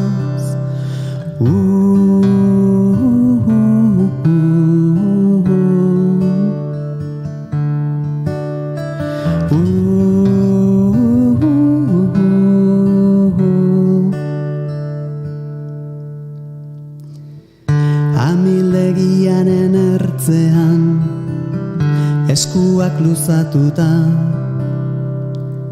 jaso dituzun ziztadekin oreka galdu duzu. Lorea beti lore, lorea beti lore. Konturatu orduko beira ederrori lausotu egin zaizu. Oharkabean ez alzaizu lorontzia aldatu.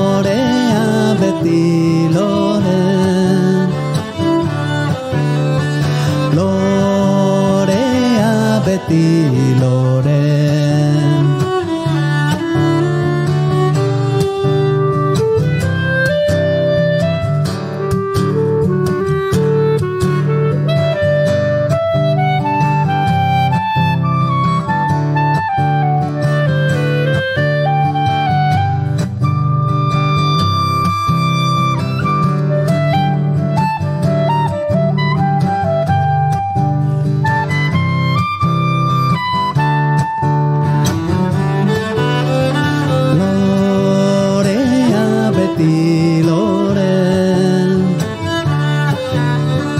Lorea beti lore. Lorea beti lore. Lorea beti lore.